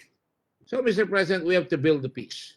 And there you have a picture of Imam Alamuddin Sarip, who the Christian families in the mosque during the Kalambugan massacre, Mr. President. Sometimes, when I look back at our past, we can see how much a lot of other people have changed us. Sometimes we think as leaders that we can change the country. It is really the people and the leaders working together that will help change our country. And so today, I hope that all of us will join hands and extend the Bangsamoro Transition Authority, give them more time and give them all the support, not just the extension, but try to find their way clear in giving them more support so that they can build the schools. They can have the agriculture necessary to be able to plant the agricultural products, to be able to bring their farm animals to bear, and to make sure that they will also have good jobs, jobs that pay well, jobs that are not just sweatshops as in other places, but jobs, because I know most of the Muslim people that I've known that have gotten an education have shown, Mr. President, have shown by their hard work, their frugality, and certainly their love to make sure that they can lift themselves by their own bootstraps and turn their swords into plowshares, literally. And now is the land of promise. Let us now make that land the promised land for all our countrymen. And so today, I urge everyone to support this bill. It is important for peace, and it is important to continue the march towards the promised land of peace. Maraming salamat po, and good afternoon to all of you, or good evening to all of you. All right, thank Mr. you. President. Majority Thank you, Mr. Leader. President. To allow our colleagues to study the measure further, we move to suspend consideration of the measure.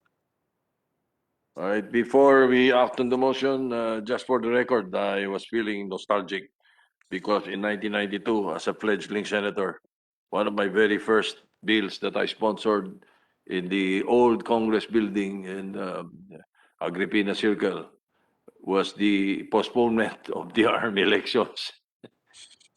And doon ako tinubuan ng tahid sa mga interpellations ni Neptali Gonzales, ni Leticia Hani, ni Tito Ginggona, ni Toring Tolentino, because they were practically getting different persuasions during that time. Anyway, so any objection?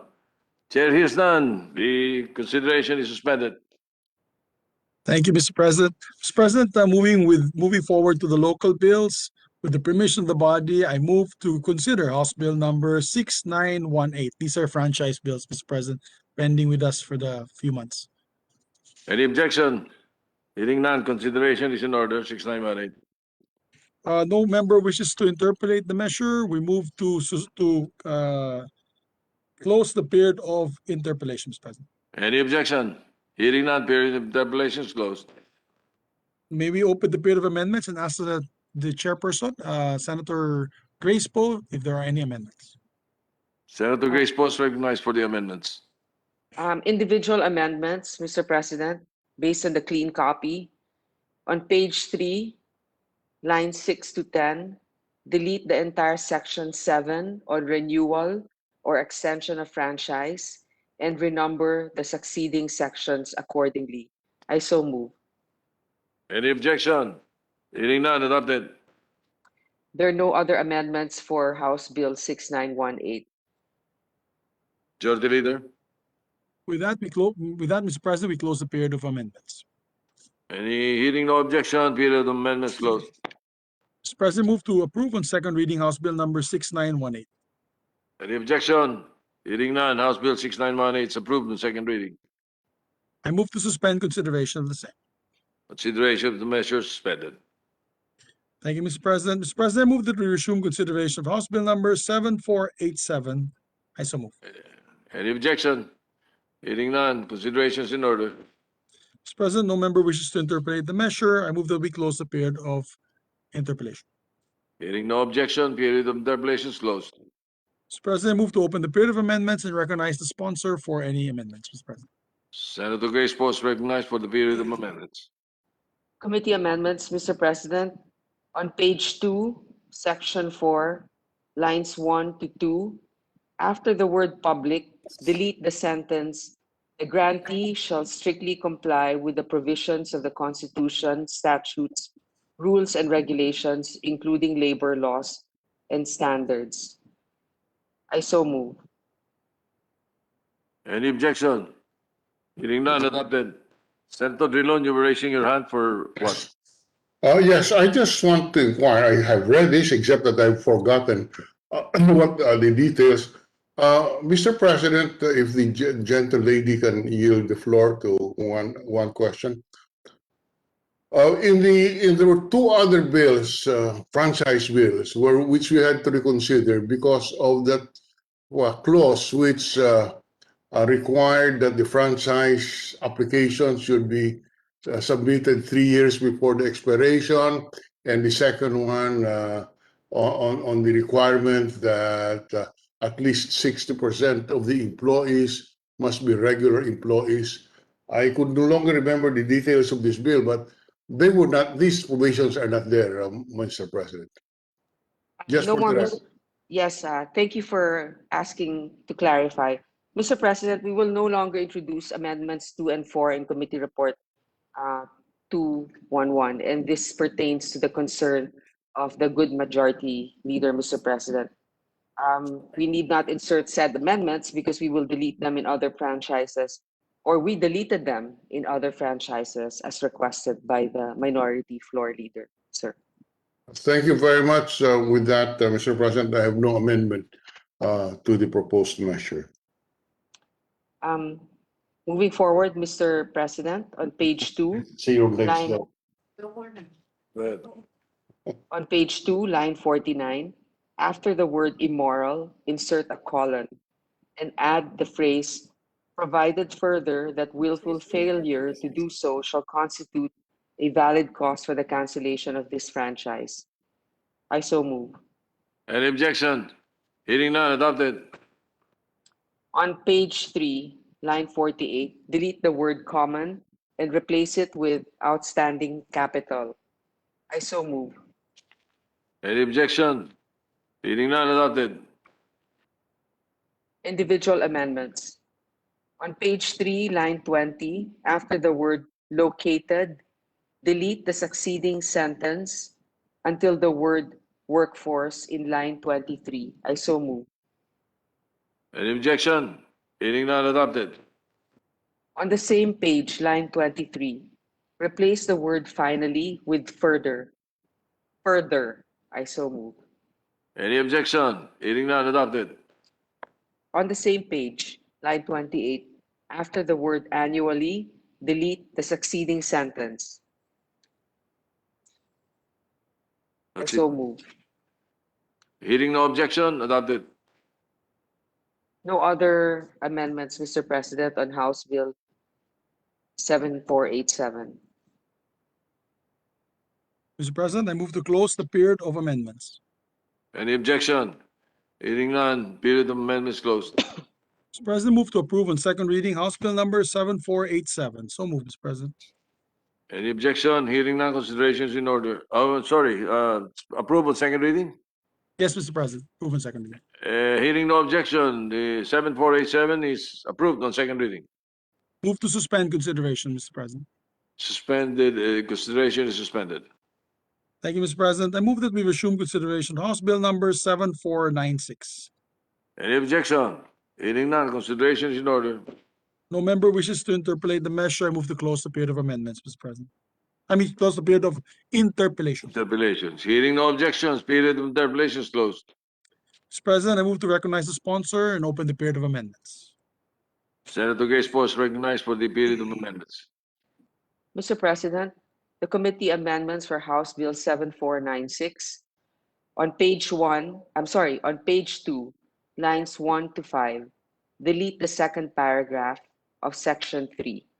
This is All right. again in reference to the concern of our good minority leader. I so Okay. move. Any objection? Hearing none, adopted. On page 4, line 8, delete the word common and replace it with outstanding capital. I so move. Any objection? Hearing none, adopted.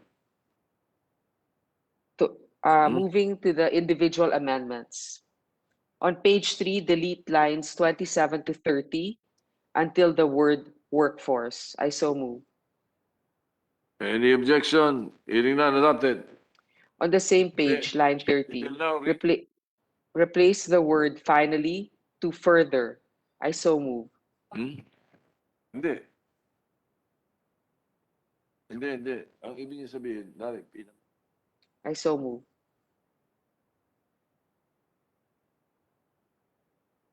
yung ditong iba, pwede, pag hindi niya binanggit, abandon yun. Yes. Any objection? Hearing none, adopted. Just for the record, we're asking again, Senator Paul, being asked by the Secretariat.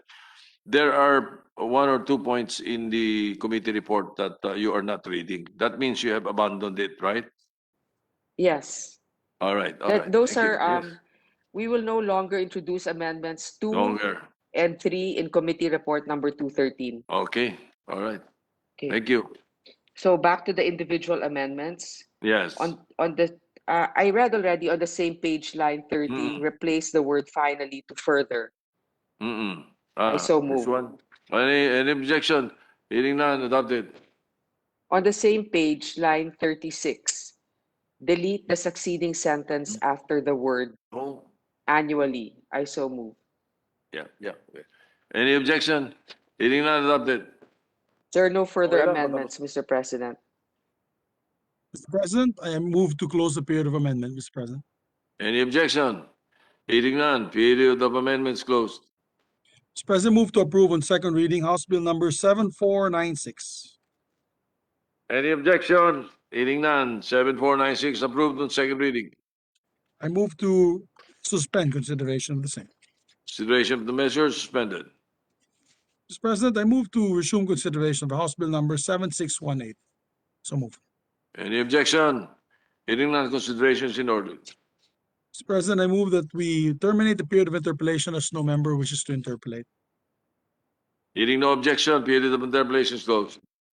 Mr. President, I move to open the period of amendment and recognize the sponsor for the amendments. Senator Grace Post recognized for the period of amendments. For the committee amendments, Mr. President, House Bill 7618, on page 2, lines 1 to 5, delete the second paragraph of section 3. Again, we will no longer introduce amendments number 2 and number 3 in the committee report. I so move. Okay. Any objection? Hearing none, adopted.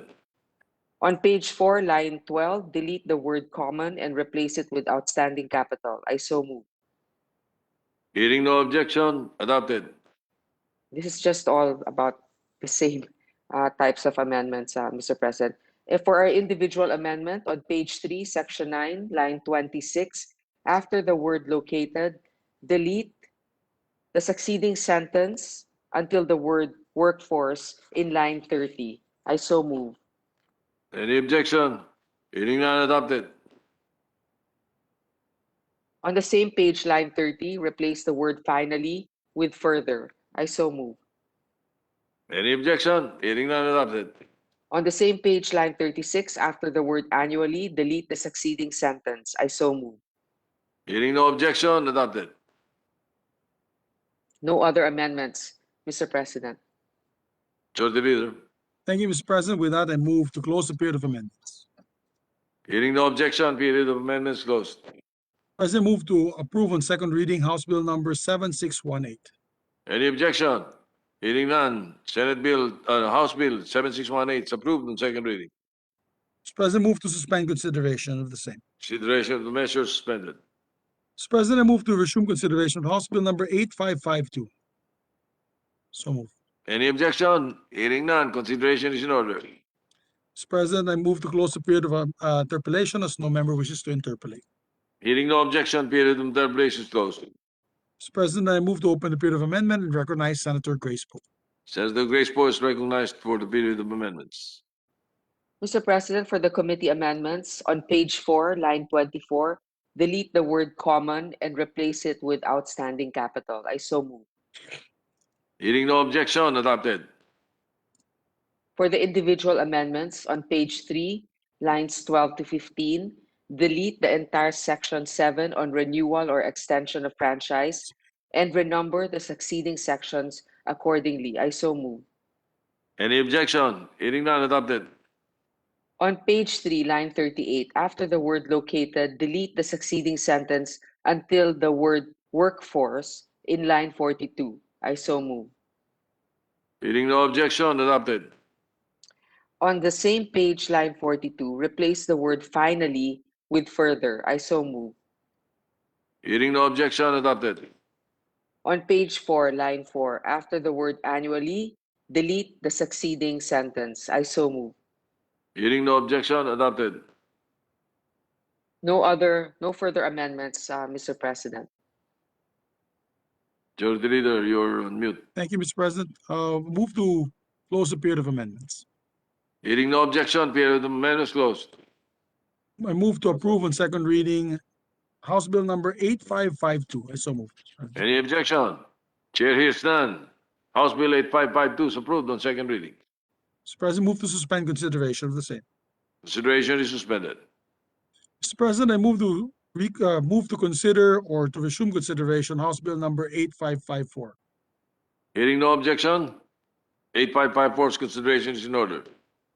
Mr. President, move to close the period of interpellation as no member wishes to interpolate. Hearing no objection, period of interpellation is closed. Mr. President, move to open the period of amendments and recognize our sponsor, Senator Grace Poe. Senator Grace Post recognized for the period of amendments. Committee amendments, Mr. President, on page 2, section 5, line 40, insert a new paragraph to read as follows. A special right is hereby reserved to the President of the Philippines in times of war, rebellion, public peril, calamity, emergency, disaster, or disturbance of peace and order to temporarily take over and operate the stations or facilities of the grantee, to temporarily suspend the operation of any station or facility in the interest of public safety, security, and public welfare, or to authorize the temporary use and operation thereof by any management of the government upon due compensation to the grantee for the use of said stations or facilities during the period when these shall be so operated. I so move. Any objection? Hearing none, adopted. On page 3, line 49, delete the word common and replace it with outstanding capital. I so move. Any objection? Hearing none, adopted. Individual amendments. On page 2, line 46 to 49, delete the entire section 7 on renewal or extension of franchise and renumber the succeeding sections accordingly. I so move. Hearing no objection, adopted. On page 3, line 20, after the word located, delete the succeeding sentence until line 23. I so move. Hearing no objection, adopted. On the same page, line 24, replace the word finally with further. I so move. Hearing no objection, adopted. On the same page, line 29, after the word annually, delete the succeeding sentence. I so move. Hearing no objection, adopted. There are no other amendments, Mr. President. Majority Leader. Thank you, Mr. President. Thank you very much, Mr. President. I move to close the period of amendments. Any objection? Hearing none, period of amendments closed. Thank you, Mr. President. I move to approve on second reading House Bill number 8554. Any objection? Hearing none. House Bill 8554 is approved on second reading. Mr. President, move to suspend consideration of the same. Consideration of measures suspended. Mr. President, move to resume consideration of House Bill number 8555. Any objection? Hearing none, consideration of 8555 is in order. Mr. President, move to close the period of interpellations. No member wishes to interpolate. Hearing no objection, period of interpellation is closed.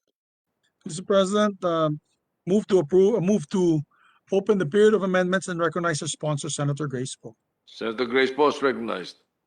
Thank you, Mr. President. This is the committee amendment for House Bill 8555, Good News Sorsogon Foundation Incorporated. There are no committee amendments because we are no longer introducing those. So for individual amendments on page 3, line 16 to 19, delete the entire section 7 on renewal or extension of franchise and renumber the succeeding sections accordingly. I so move. Any objection? Hearing none, adopted. On the same page, line 41, after the word located, delete the succeeding sentence until the word workforce in line 45. I so move. Any objection? Hearing none, adopted. On the same page, line 45, replace the word finally with further. I so move. Hearing no objection, adopted. On page 4, line 6, after the word annually, delete the succeeding sentence. I so move. Hearing no objection, adopted. On the same page, lines 24 to 31, delete the entire section 12 on dispersal of ownership and renumber the succeeding sections accordingly. I so move. Hearing no objection, adopted.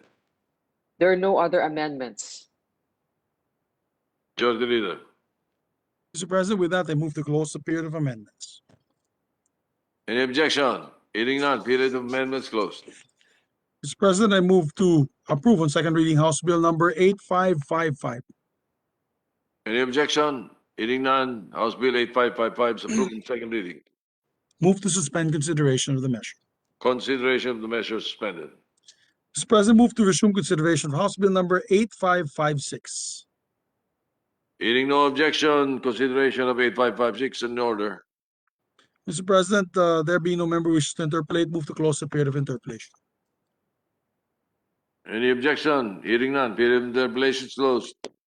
Mr. President, move to open the period of amendments and recognize Senator Grace Poe for amendment. Senator Grace Post recognized for the period of amendments.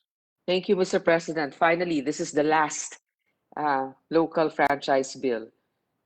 Committee amendments on page 4, line 26, delete the word common and replace it with outstanding capital. I so move. Any objection? Hearing none, adopted. For the individual amendments on page 3, lines 13 to 16, delete the entire section 7 on renewal or extension of franchise and renumber the succeeding sections accordingly. I so move. Hearing no objection, adopted. On the same page, line 38, after the word located, delete the succeeding sentence until the word workforce in line 42. I so move. Any objection? Hearing none, adopted. On the same page, line 42, replace the word finally with further. I so move. Any objection? Hearing none, adopted.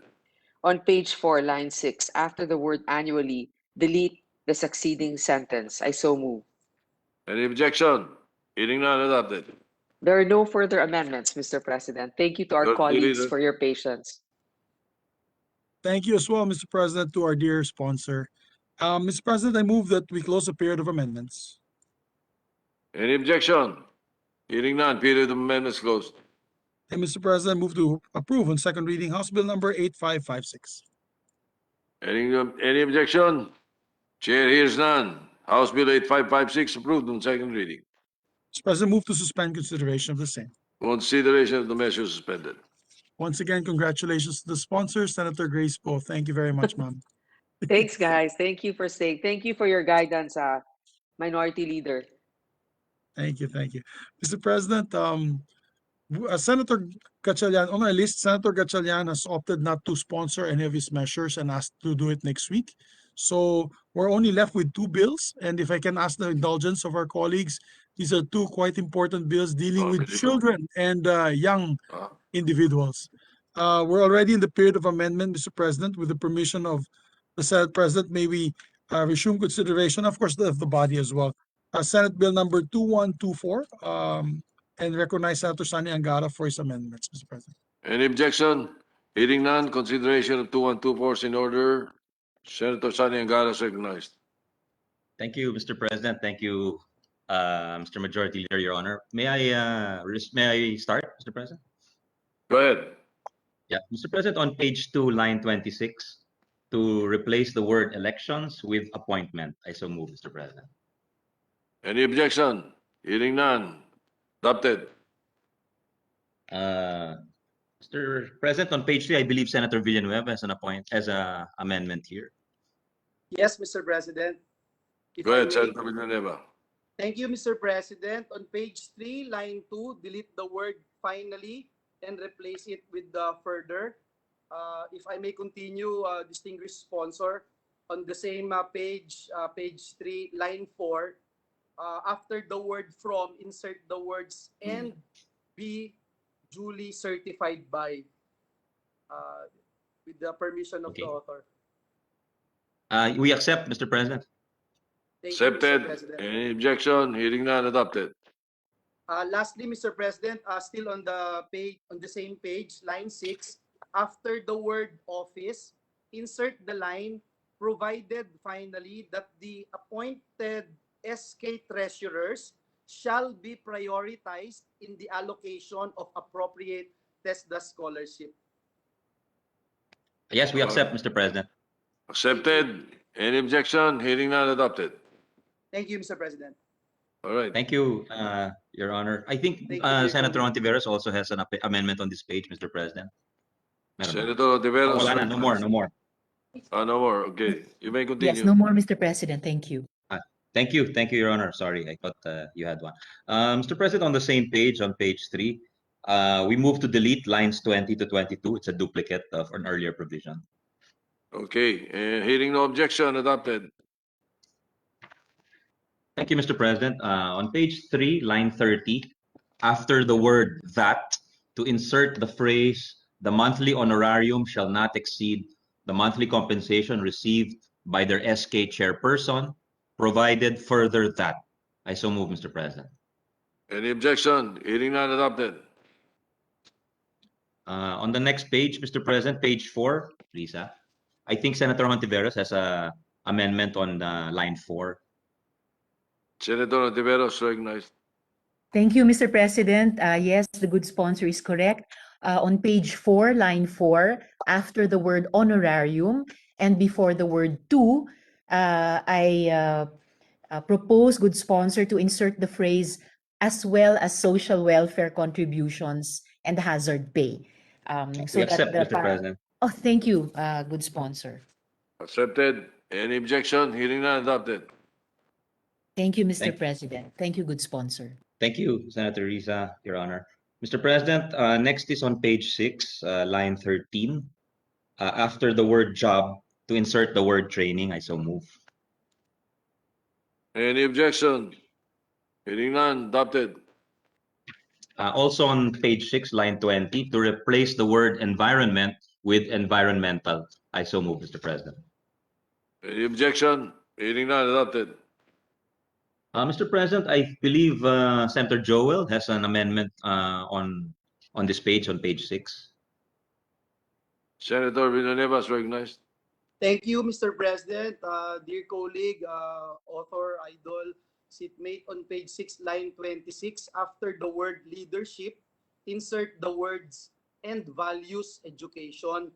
Hence, the subsection 6 of section 20 of RA 10742 would now read as capacity building for grassroots organization and leadership and values education. That's our amendment, Mr. President. We accept, Mr. President. Accepted. Hearing no objection, Thank you. adopted. Thank you very much, dear colleague. Thank you, Your Honor, Mr. President. I think Senator Hontiveros also has one, Mr. President, on this section. Senator Tiveros recognized. Thank you, Mr. President. Good sponsor. On the same page 6, line 26, after number 6, I propose to insert a new paragraph to read programs and activities that address context-specific and intersectional vulnerabilities of young people. Number 7. Yes, Mr. President, we accept. If can we just place the number 7 there because it's an enumeration, Mr. President. Thank you for the correction, good sponsor. Yes, number 7, indeed. All right. Subject to style. Any objection? Hearing none, adopted. Thank you, good sponsor and Mr. President. Thank you, Your Honor. Thank you, Mr. President. Mr. President, next is on line 6, line 28, to replace the word shall with the word may. I so move, Mr. President. Any objection? Hearing none, adopted. I think Mr. Senator President. Risa has an amendment now, Mr. Still on President. page 6. Go ahead, Senator Tiveros. Still page 6, yes, Your Honor. Yes, thank you, Mr. President. Lastly, for this representation, on page 6, line 32, after the word fund, I propose to insert the sentence, The SK may also consult non-governmental organizations, NGOs, and civil society organizations, CSOs, accredited by the National Youth Commission in the development of mandatory programs and trainings for its officials. I so move. We accept the amendment, Mr. President, Your Honor. Thank you, good All right, sponsor. hearing no objection, adopted. Thank you, Mr. President. Thank you, Mr. President. On page 7, between lines 18 and 19, to insert a new subsection E, which shall read as follows: the presidents of the Panlalawigang Federasyon ng mga Sangguniang Kabataan and the presidents of the Panglunsod na Federasyon ng mga Sangguniang Kabataan of highly urbanized cities and independent component cities shall elect among themselves one representative from Luzon, one representative from Visayas, and one representative from Mindanao to serve as members of the Advisory Council created under Section 14 of Republic Act 8044 or the Youth in Nation Building Act. I so move, Mr. President. Any objection? Hearing none, adopted. Mr. President. Thank you, Mr. President. Mr. President, I just want to ask, which federation? Just kidding, Mr. President. We may continue, Mr. President. That's a different federation, Mr. President, Majority Leader. The sponsor may continue. Yeah, thank you, Mr. President. I think Senator Marcos has an amendment on page 7, Mr. President. Thank you very much. Yes, Mr. Go ahead, Senator President. Marcos. Thank you very much. On page 7, line 19, to insert the new section 8 to read as follows. Section 8, membership in the National Youth Commission. The presidents of the Panlalawigan Federasyon ng mga Sangguniang Kabataan and the presidents of the Panlunsod na Federasyon ng mga Sangguniang Kabataan of highly urbanized cities and independent component cities shall elect, among themselves, a representative who shall sit as an ex officio member of the National Youth Commission, consistent with Section 5 of Republic Act number 8044, otherwise known as the Youth in Nation Building Act. The corresponding succeeding sections of the bill shall be renumbered accordingly if the sponsor so accepts. Yes, we accept, Mr. President. Thank you, Your Honor. All right. Hearing no objection, adopted. Thank you. Thank you to Senator Marcos, Mr. President. Next is page 7, line 32. After the word purpose, to insert the text, until such time that the local government unit can already create this office, and enclosed by brackets with a strike through on the same provision, page 8 in lines 3 to 8, to delete the phrase in compliance with the Seal of Local Governance Act of 2019. Failure to create the local youth development office and appoint the youth development officer shall be grounds for administrative liabilities of the local personnel selection board and the local chief executive. I so move, Mr. President. Any objection? Hearing none, adopted. Thank you, Mr. President. On page 8, line 10, to delete the word shall and replace it with the word may. I so move, Mr. President. Hearing no objection, adopted. Thank you, Mr. President. I believe Senator Joel Villanueva has an amendment on this page also. Senator Villanueva, Yes. Thank you, Mr. President. Dear colleagues, for the reference of the sponsor and the rest of my colleagues, this next amendment, I will propose 6 to add a new paragraph in the original section 28 of RA 10742, which is not among the sections amended in the committee report. Hence, Mr. President, on page 8, after line 17, we insert a new section which states section 10, Section 28 of Republic Act 10742 is hereby amended to read as follows. Then, Mr. President, please insert the provisions under Section 28 of RA 10742. If I may read, the Commission and the DILG, with the assistance of the Development Academy of the Philippines, That's the title.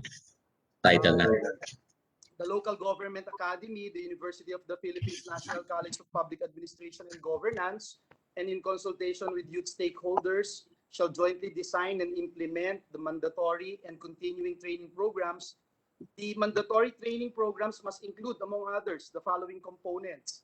Number 1, Philippine cultural history, political systems, ethics, and ideologies. 2, the Filipino as a nation builder. 3, the Filipino youth as its role in nation building. And B, capability building on leadership, program and project development and sustainability, financial management and accountability and transparency.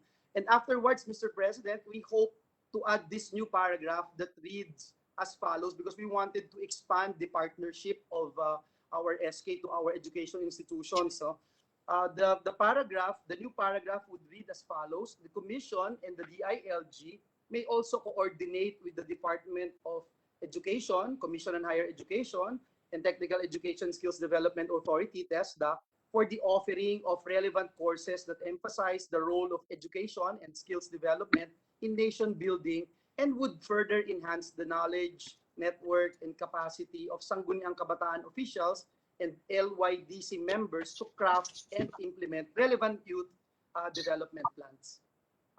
That is our proposal, distinguished colleague. We accept, Mr. President, Your Honor. Thank you. Any Thank you. objection? Hearing none, adopted. Thank you very much. Appreciate it. Thank you, Your Honor.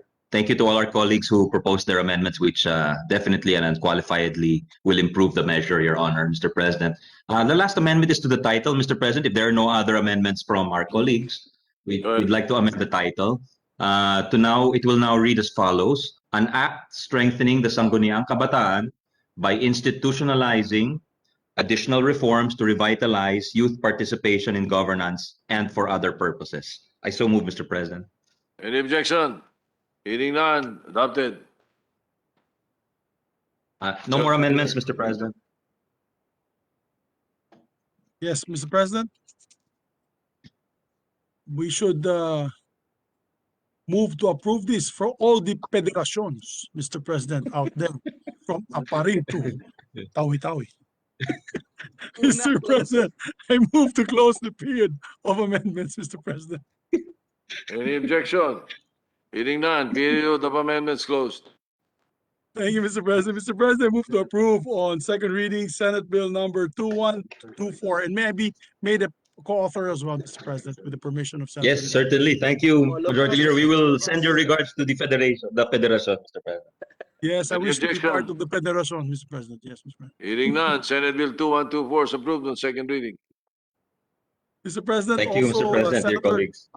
Senator Gordon wishes also to be made a co-author, Mr. President, with the permission Thank of you. Thank you to Senator Gordon. Okay, Thank you. place it on record.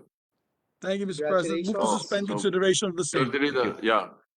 Consideration to is suspended. Finally, Finally, Mr. President, we just want to thank and congratulate also Senator Angara for his. Thank you, Mr. President. Thank you, Majority Leader. Thank you, dear colleagues. Finally, Mr. President, move to resume consideration of Senate Bill number 2209, Mr. President. any objection? Hearing none, consideration is in order. May we recognize the sponsor, Senator Risa Ontiveros, for her amendments to the Child Protection of Children on Online Sexual Abuse. Thank you, Mr. President. All right, Senator Ontiveros recognized. Thank you, Mr. President. So I'll begin, Mr. President, dear colleagues, with the amendments to the committee report number 257 on Senate Bill 2209. Beginning on page 1, Mr. President, incorporating already here the proposed amendments from the sponsor and from Senator Kiko, and also anticipating the amendments that will be proposed by Senator Amy as we go along. So beginning on page 1, Mr. President, dear colleagues, page 1, line 7, delete capital letter T of the word technology and replace with lowercase t. I so move, Mr. President. Any objection? Hearing none, adopted. On same page 1, line 8, insert the word all after the word in and before the word situations, and delete the word all after the word of and before the word online, so that the phrase shall now read, programs for the prevention, deterrence, and intervention in all situations of online sexual abuse and exploitation of children. I so move, Mr. President. Any objection? Hearing none, adopted. Moving now, Mr. President, to page 4. On that page 4, line 32, after the word providers, insert the phrase slash social media intermediaries. The line shall now read participative network platform providers slash social media intermediaries. I so move. Any objection? Hearing none, adopted. Moving now, Mr. President, to page 5. On page 5, line 13, remove the word the before the phrase digital or analog communication so that the line now reads, refers to the use of digital or analog communication. I so move. Any objection? Hearing none, adopted. On that same page 5, line 16, insert the word is between the words but and not. The phrase shall now read, this can also include but is not limited to. I so move. Any objection? Hearing none, adopted. Thank you, Mr. President. Moving now to page 7.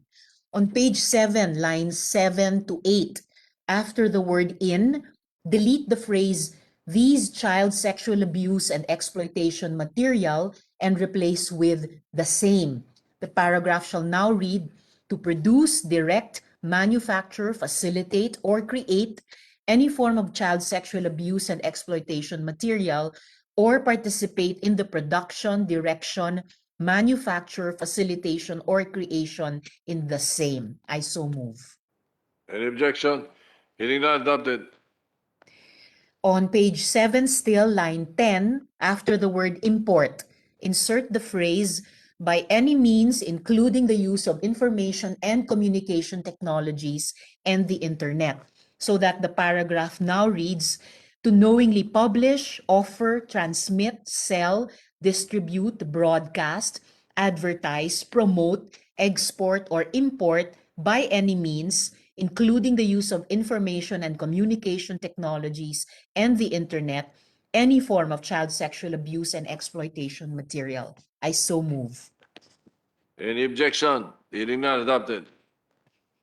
On page 7, Mr. President, line 16, paragraph E, delete the word knowingly after the word to and before the word provide, so that the paragraph now reads, to provide a venue for the commission of prohibited acts under this section, such as, but not limited to, dens, private rooms, cubicles, cinemas, houses, private homes, or other establishments. I so move. Any objection? Hearing none, adopted. Thank you, Mr. President. Here, I believe that Senator Amy has a proposed amendment, Mr. President. Yes, Senator Mr. Marcos, recognized. Thank you very much. My amendment on page 7, line 22, similar to the sponsor's earlier amendment, section 4, subsection G, to delete the word knowingly. It shall now read as follows. G, for financial intermediaries to allow its services to be used for OSAEC. Accepted, Mr. President. Hearing no objection, adopted. Thank you, Mr. President. Thank you to the good gentle lady from Ilocos Norte. Moving now, Mr. President, to page 8, line 31. After the word directly and before the word acts, delete the word over and add the phrase by overt in its place, so that the sentence now reads, attempt to commit OSAEC shall be committed when the offender commences the commission of OSAEC directly or by overt acts and does not perform all acts of execution. I so move. Any objection? Hearing none, adopted. Moving now, Mr. President, to page 9. On that page, line 15, after the word syndicated, delete the phrase child sexual abuse or exploitation and replace with OSAEC, so that the title of section 7 now reads syndicated OSAEC. I so move. Any objection? Hearing none, adopted.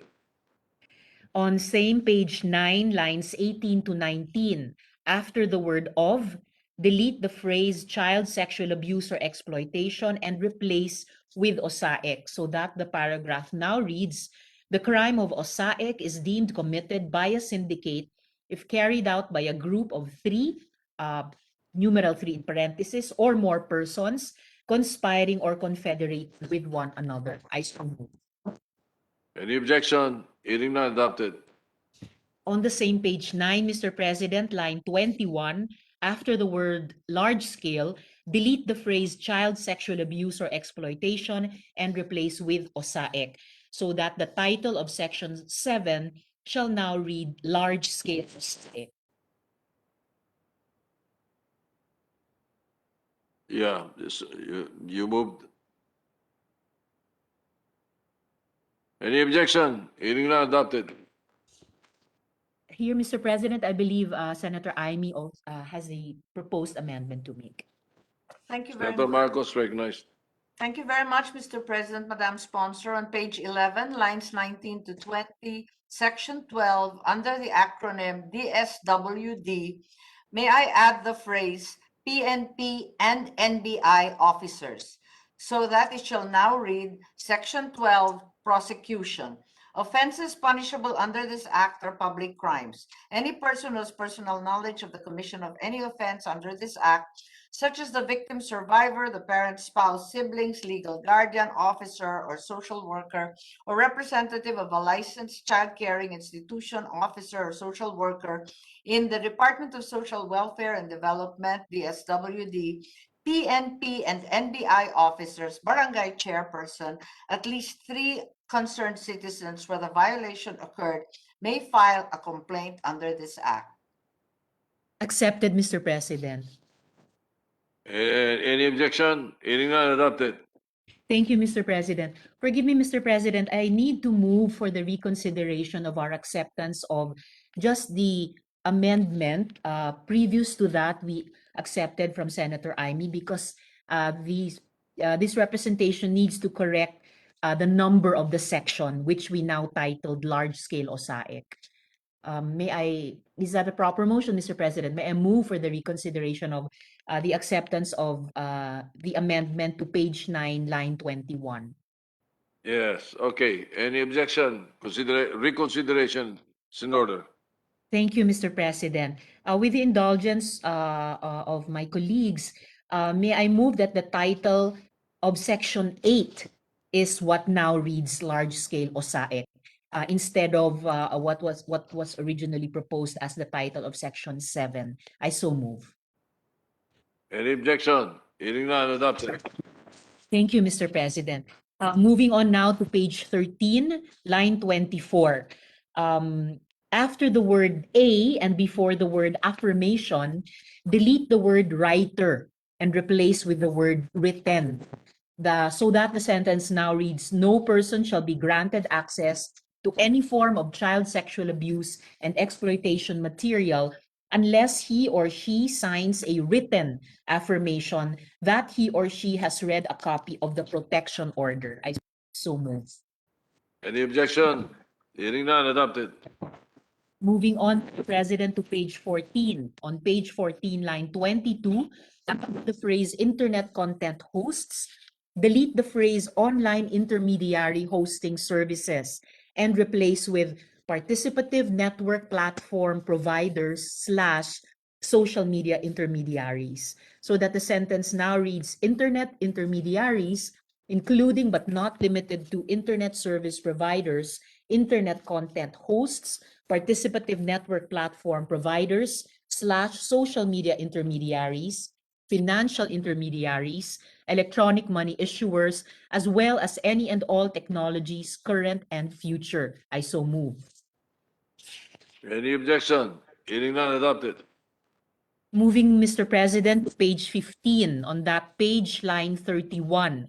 After the word of, delete the phrase willful intent and replace with knowledge, comma, as punished under section 4.c of this act, so that the phrase now reads, provided finally that failure of the ISPs to block any form of child abuse and exploitation materials or the streaming and or live streaming of child sexual exploitation within 24 hours from receipt of notice as described above shall be prima facie evidence of knowledge as punished under section 4C of this act. I so move. Any objection? Hearing none, adopted. Thank you, Mr. President. Senator Amy has a proposed amendment to make here, Mr. President. Senator Marcos recognized. Thank you very much, Mr. President, Madam Sponsor. On page 16, line 15, section 19, subsection A4. After the word preserve, to insert the phrase 12 months, extendable by another, which will then read in totality, number 4, preserved for at least 12 months, extendable by another 6 months, or during the pendency of the case, the relevant evidence in its possession for the purpose of investigation and prosecution of OSAIC cases, provided that ISP shall maintain logs of each and every subscriber and the IP address assigned to each and every subscribe at a given date and time, and provided further that the 6-month period shall be reckoned from the receipt of notice containing sufficient information to identify the content and its source. Accepted, Mr. President. All right, hearing no objection, adopted. Thank you, Mr. President, and thank you to the good gentle lady from Ilocos Norte. Thank you. Moving now, Mr. President, to page 16. On page 16, line 30, after the phrase Internet Watch Foundation, insert the phrase and or in hope hotline. Noting, Mr. President, that this is an amendment from Senator Kiko. In Hope, dear colleagues, is an international association of internet hotlines that aims to remove child sexual abuse material from its point of origin, and it has 42 member countries worldwide. So inserting that phrase and or in Hope hotline, I so move, Mr. President. Any objection? Hearing none, adopted. Thank you, Mr. President, and thank you to Senator Fico. Moving, Mr. President, to page 17. On that page, line 25, after the word the, delete the phrase online intermediary hosting services and replace with participative network platform providers / social media intermediaries, so that the phrase now reads, provided that failure of participative network platform providers / social media intermediaries to block or remove any form of child sexual abuse and exploitation materials. I so move. Any objection? Hearing none, adopted. In the same paragraph on line 29, after the word of, delete the phrase willful intent and replace with knowledge as punished under Section 4C of this Act, so that the phrase now reads, shall be prima facie evidence of knowledge as punished under Section 4C of this Act. I so move. Any objection? Hearing none, adopted. Moving now to page 18, Mr. President. On that page, line 26, after the phrase Internet Watch Foundation, insert the phrase and or in Hope hotline. I so move. Any objection? Hearing none, adopted. Thank you, Mr. President, and thank you again to Senator Kiko. Moving now to page 22. On that page, line 7, after section 4, delete the semicolon and replace with a period. I so move. Any objection? Hearing none, adopted. Still on page 22, line 23, before the word part, delete the word as, so that the sentence now reads, this fund may also constitute part of the budget of the NCC o SAEC. I so move.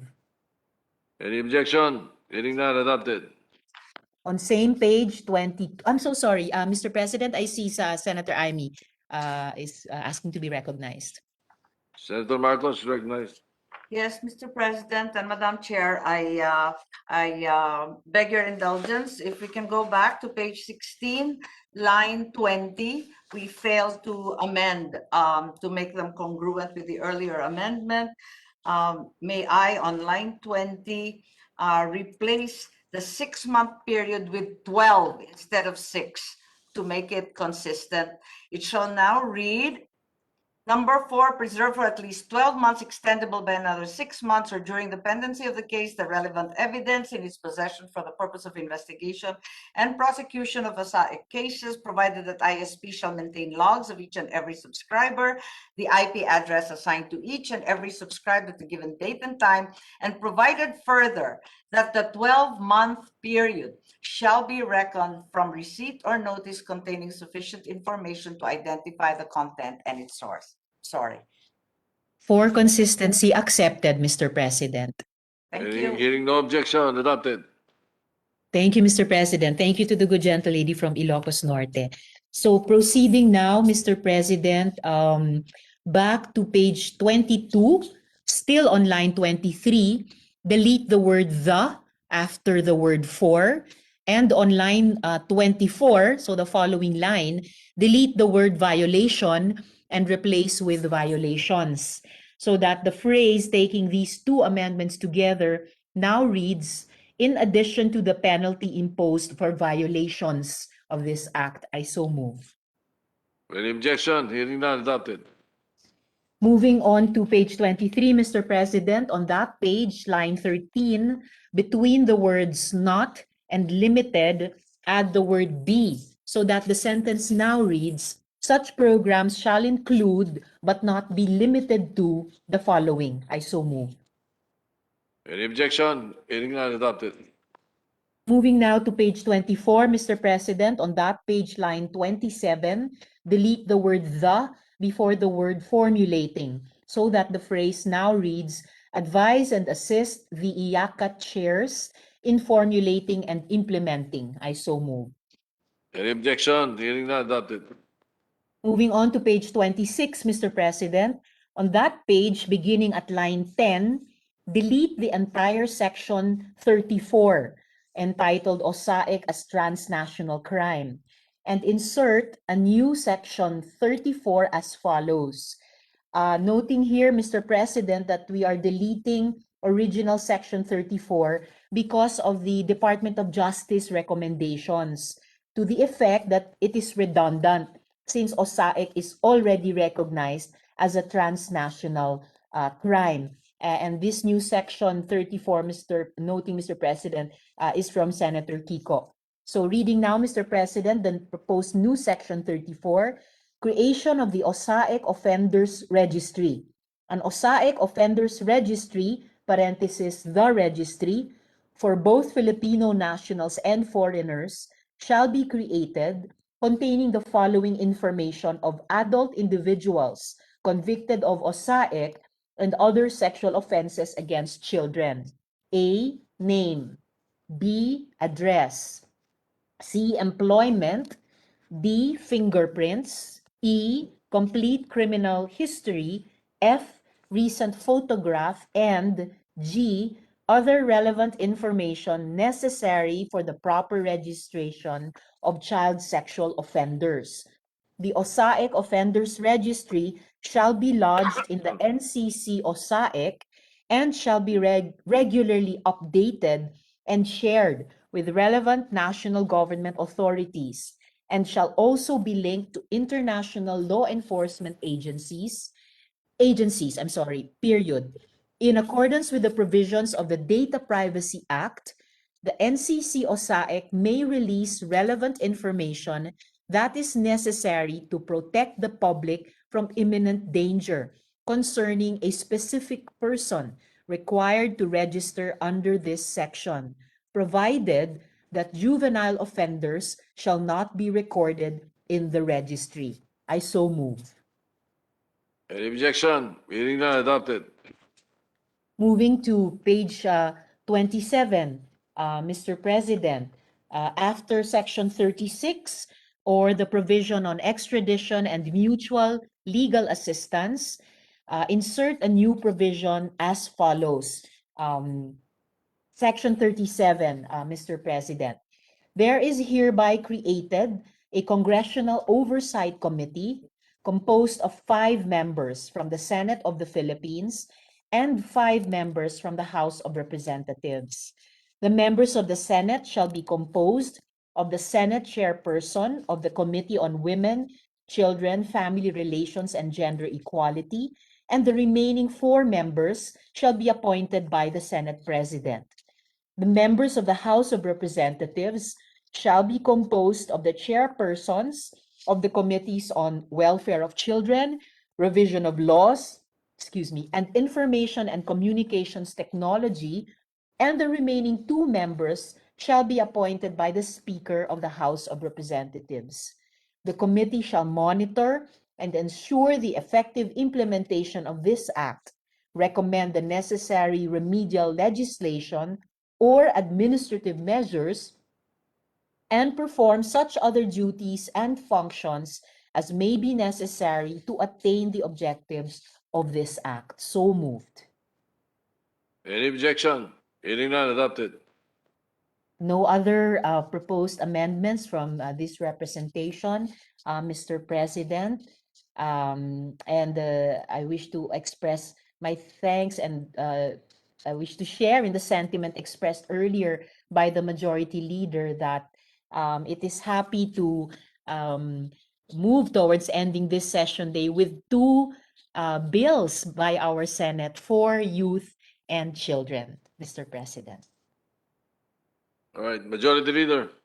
Thank you very much, Mr. President. And I'm not sure if I already asked the sponsor if I can be made a co-author of the measure. If Very possible as gladly, well. Majority Leader. Thank you very much, Mr. President. As well as Thank you all the so members here much. raising Yeah. their hand, we have Senator Joel, Senator Sonny, Senator Nancy, Thank you so Senator much, dear Thank you and colleagues. congrats. Drilon, our Minority Floor Leader, Thank Senator you, Grace, Senator Sonny. Villar, and Senator Marcos, and Senator, yeah, I mentioned Angara already. Thank you so very much. much. We're in Yes, full Senator support. Amis already a co-author. Thank you so much, dear colleagues. Mr. Thank you. President, just Oh, very Please short, and recognize Senator Joel Villanueva, Mr. President. very short, Mr. President, Within? manifestation lang po. Oh, Thank you, Mr. President. This is Oo, just to oo. commend our two sponsors, Senator Risa and Senator Yeah. Sani. This is a good way to end our Alin? session today, passing Oh. two landmark legislations that would help Yeah. our young people, the future of our Oh. generation. Oh. Thank you, Mr. President. Oh. Approve naman Thank you, Your ninyo. Honor. Thank you. Mr. President, Sa Thursday. Yes, Senator Ontiveros. thank you, Mr. President. May I, with the indulgence of the Senate President and the Majority Leader, just have the honor of requesting to move to close the period of amendments on this bill, Yes. Mr. President. Was about to do that, Mr. President. Was about to Thank do you, that. Majority But, Leader. Senator Joel had asked for the floor. Yes, Mr. President, I move to close the period of amendments. Any objection? Hearing none, period of amendments closed. We almost forgot to approve it on second reading after congratulating the dear sponsor. Mr. President, I move Thank you, to Majority Leader and approve Senate on President. second reading Senate Bill number 2209. Any objection? Hearing none, 2209 is approved on second reading. Mr. Thank you President, we so move to much, Mr. suspend President. consideration of the same. Consideration of the measure suspended. Just a little bit of housekeeping, Okay. Mr. President. I'll make it really, really quick because I know everybody's tired and hungry.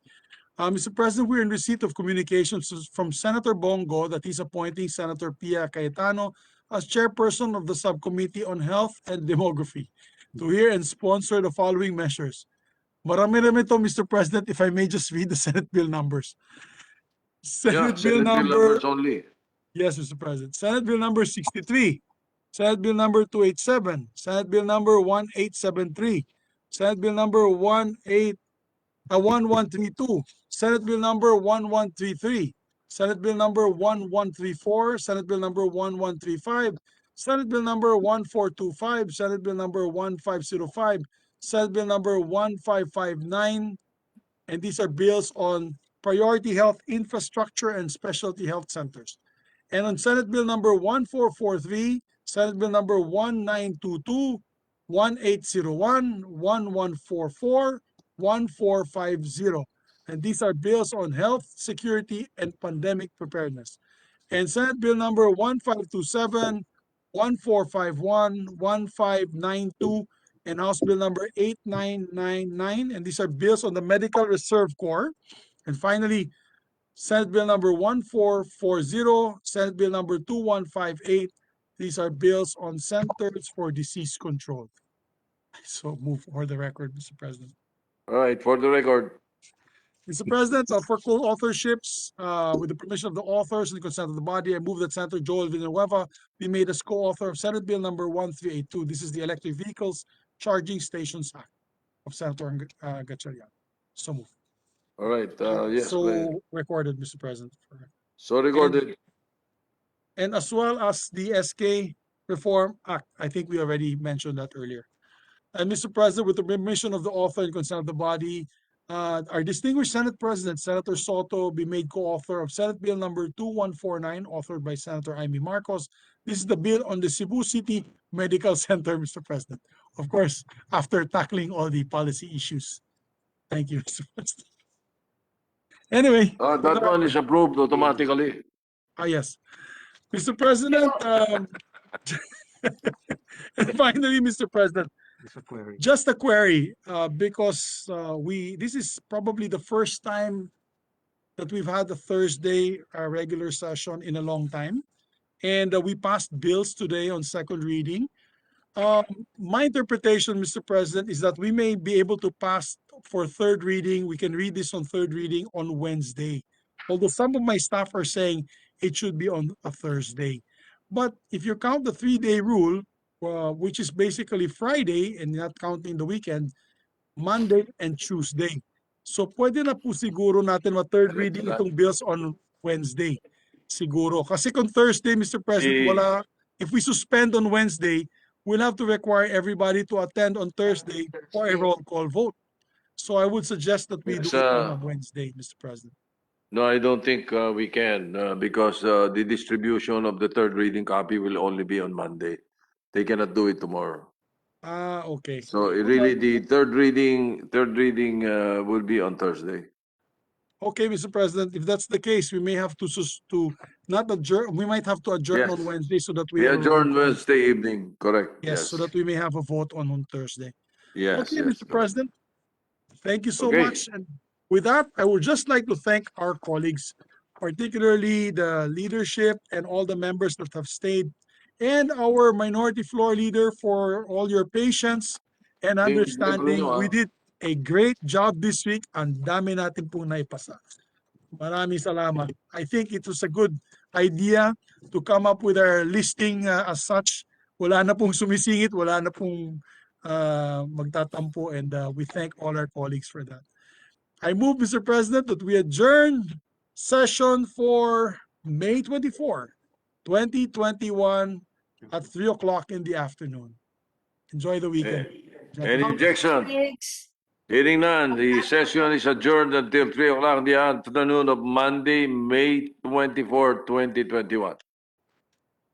Thank you, SP. Thank you, SP. Thank you.